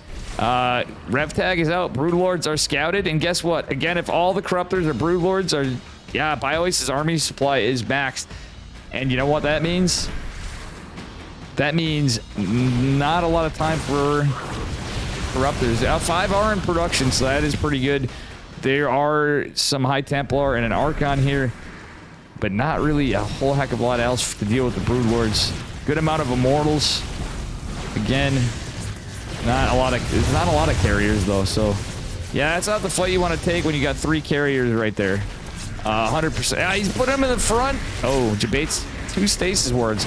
Okay, I do like that. Okay, I wouldn't have hated him engaging for a second. Could have forced some transfuses at least onto the Broodlords. Oh, we get a storm on the 2 storms on the Broodlords and the Lurkers. Transfuses actually activated on the Lurkers, and storms actually hitting the Broodlords. This is an interesting fight. We have 9 Corruptors in production. Air Carapace and Flyer attacks coming. Air armor coming in for +1 for our Protoss, so he has something for upgrades up there with it. So they'll kind of normalize. More carriers in production. The Immortals account is still pretty decent. 6 Immortals is pretty good for the ground support. But realistically, not like a lot of Archons. Eventually, you're going to want to see more Archons, more High Templar in this kind of army comp. Immortals, honestly, still good in their own way. It's just the Broodlord count's not dissipating, and there's nothing to contend. The Corruptors, the carrier count's not high enough, and this is why I was saying Archons... Good unit. Stalkers are there, but the Lurkers are going to be enough to contend with these Stalkers and force our Protoss player back. Beautiful Stasis Wards, possibly going to help the Broodlings even. I don't know. I don't think Broodlings actually activate on that. Oh, God. Yeah. Okay, we're going to see a Void Ray come out. More Immortals in production. Lurkers starting to get chiseled at. Actually, funnily enough, one Lurkers may just die to an Oracle. Stalker's in a lot of trouble here, and we just can't eke out enough Sky Toss units to deal with this. 15 workers fell for a Protoss behind this, and ground armor +3 is finishing, but I don't think it matters. Broodlord started to chisel away in numbers. There are a lot of corruptors here. The economy, BioIce is floating so much damn money. He can't even spend it at this point. GG is called, and BioIce takes game number 2 in this series, our last one of the night. So if BioIce takes game number 4, or sorry, game number 3, that was, it's his second win. If he takes game number 4, we have it a 3-1.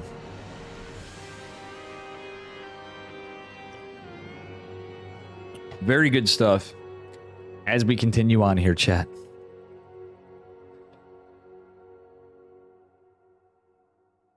Anybody just coming in, if you like this channel, please do smash that follow button.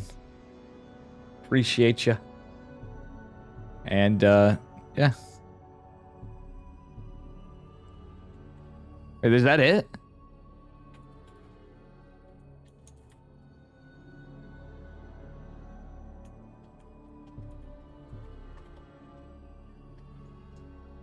I think it's a best of 5.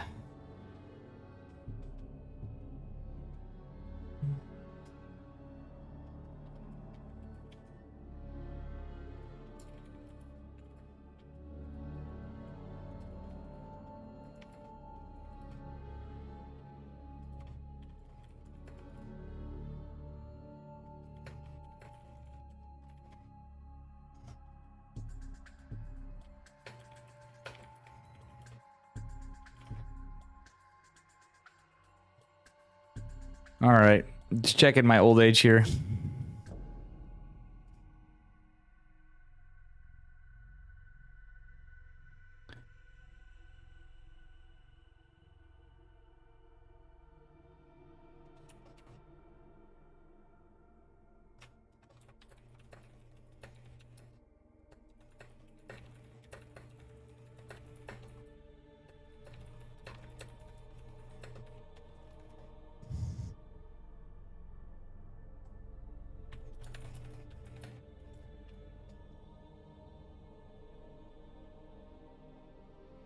All right, folks.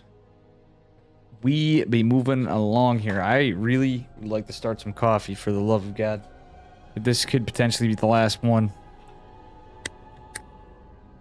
I know what you guys are thinking, Dave. It's 10 at night. And honestly, I shouldn't. I actually woke up a little earlier yesterday. I think we'll sleep all right. We'll decide what we're doing. I'm probably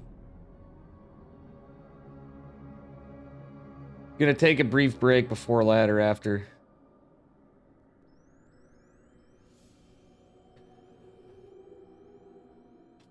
I have a sneaky suspicion we're going to end up in a 5-game series, though. I have a feeling Riser is going to pull something that BioIce isn't expecting. And none of us are expecting. And we're going to see a quick game number 4. And then we're going to see a very sweaty question mark game number 5. Let's see if Casterman calls it and we see something like Resonating Glaives or DT Archon. Or some cheeky build Riser's got up his sleeve. Anyway. Potentially match point winner here. The bottom left in the blue. Give it up for Psystorm Gaming Zerg player. It is BioIce. And his opponent in the upper right. Representing Team Gosu in the red. Is our Protoss player Riser. Again, coffee. I may leave you guys and be a little unprofessional, actually, because you know what? Dave puts in the work for stream. And even when I go back to work, we're still going to be casting all sorts of stuff. You guys know it. I know it. We all know it. It is what it is. On the Dave stream. Alright. Going to be looking like a pretty standard opener so far. Third hatch. Same kind of stuff again. And you know what? Let's go to Mr. Piggy Wiggy. Well, we're going to leave in Pig's capable hands as Dave debates chat. You know, I actually have to get something set up. So in said cases, I have a way I can remote cast and do stuff. for the future. It's just going to sound funny. Note to self. Make more notes to self. Nexus going down and a core to follow. And yeah, he's going to be damn annoying with the Riser. He's going to be damn annoying at the mineral line of our Zerg player. Yeah, I'm doing it. Heck and heck. Guys, insert the blanks. There's going to be the mime caster here. Oh yeah, I feel that, Splurch. You're a night owl as well, man. Splurch is a good dude. Who also is an excellent choice in hats. You and Backspace. I'm a huge fan of your hat style, Splurch.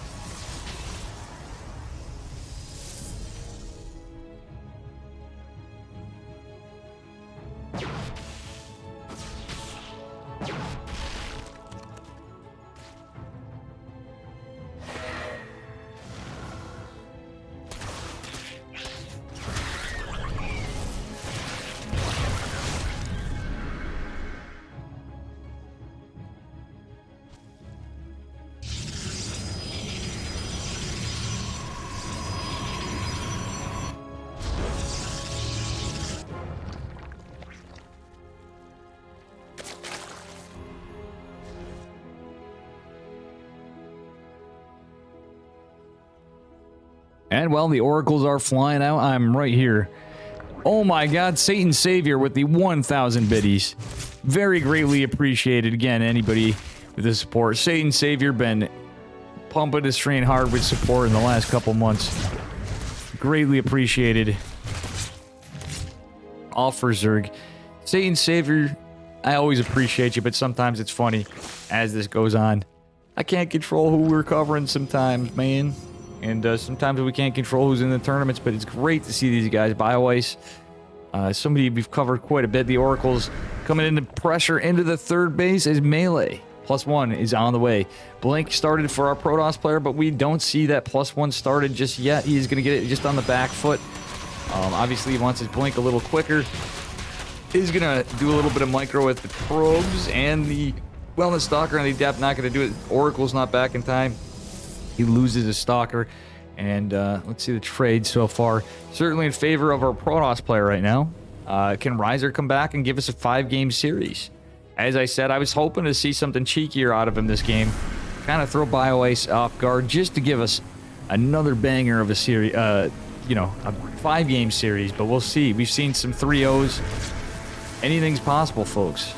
Still, but Riser taking some good fights. The Queens are going to be respected, but there's a lot of pressure on the 4th hatchery, which means it could fall down if he can get across the map a little earlier.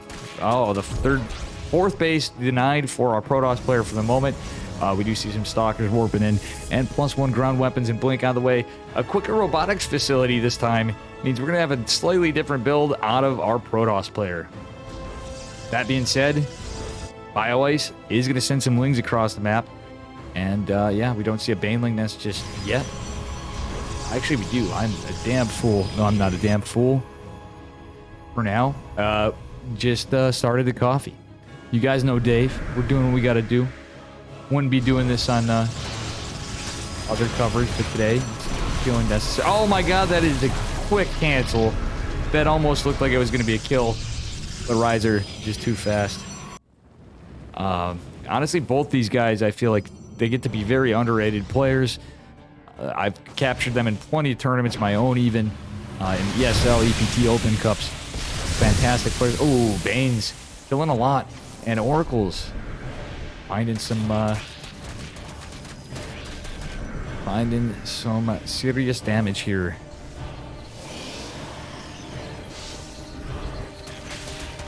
Let's see what we have here. We got a blink back from the Stalker, just barely saving this, but 16 workers fell. BioIce is actually putting the hurt on a lot quicker this game. And with that said, I will be right back in a moment.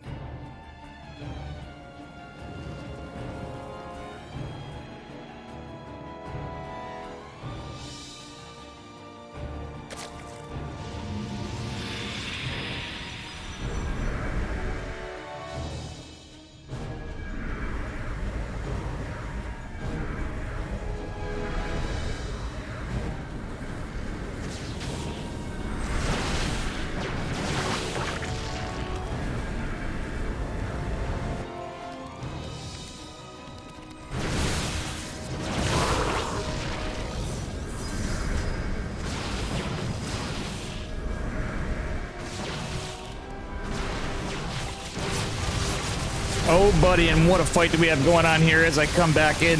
Range attacks and Groove Spines coming out of it. Battle of the Ages is ended. BioIce takes it. 3-0, and Mr. Tobiah just... Wait, whoa, Satan Savior, thank you for the 5 gifted subs as I return. And that's it, folks.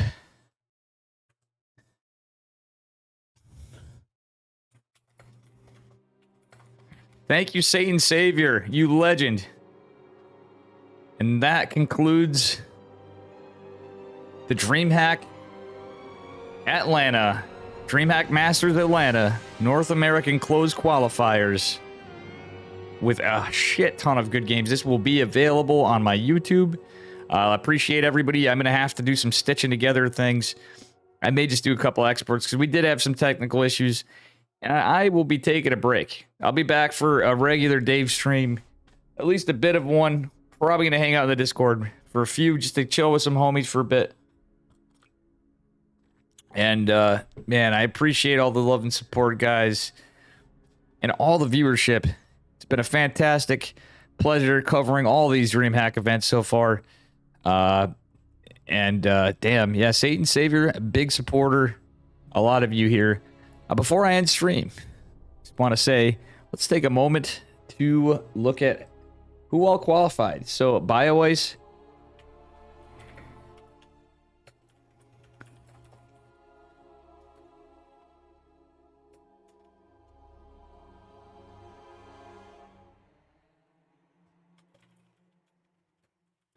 And let's see here. Let's go through it all. I'm going to update my browser here. I really appreciate you guys. Again, I think I'm going to take a bit of a break to chill with the homies, reassess what I'm going to do, have to take care of a few things, and I will be back on with some ladder a little later, so we'll probably go give a little Raiderino to somebody.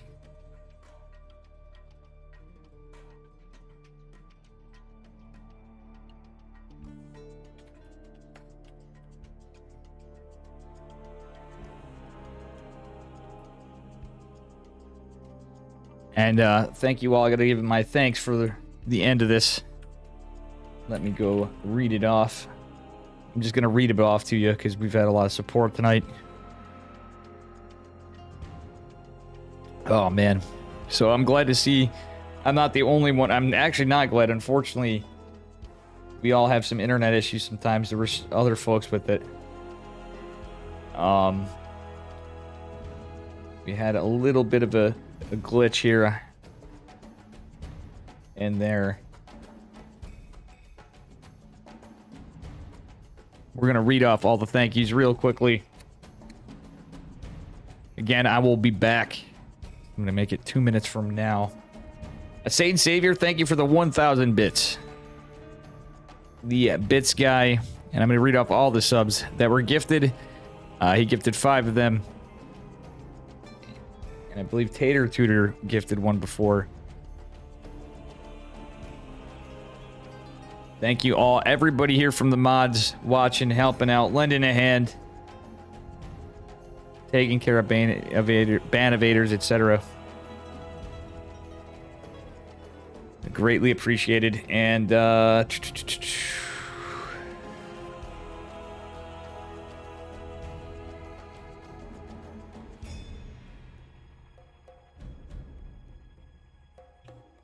with me. I'm just doing this because I got to, because I appreciate the shit out of you guys. Thank you for the followers. We had a ban evader. Columnista, Yen SC2, the one Clars, and Reach Fire. Oof. All the subscriptions. Myrna, Miss Cavera with the resub. Valenarino, Mr.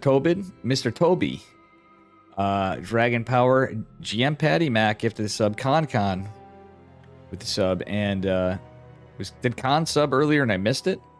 Frankie Ducklings. From the glitch in the connection, thanks for the support for the moment in the match. Aurelian Sol and Anakitos Mavi, thank you for the raid. Satan Savior, thank you. For another 1,000 back. Thank you, thank you, thank you.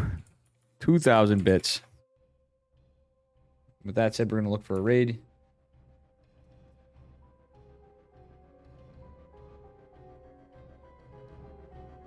As I make sure everything catches up to here. I'm just doing this as a placeholder.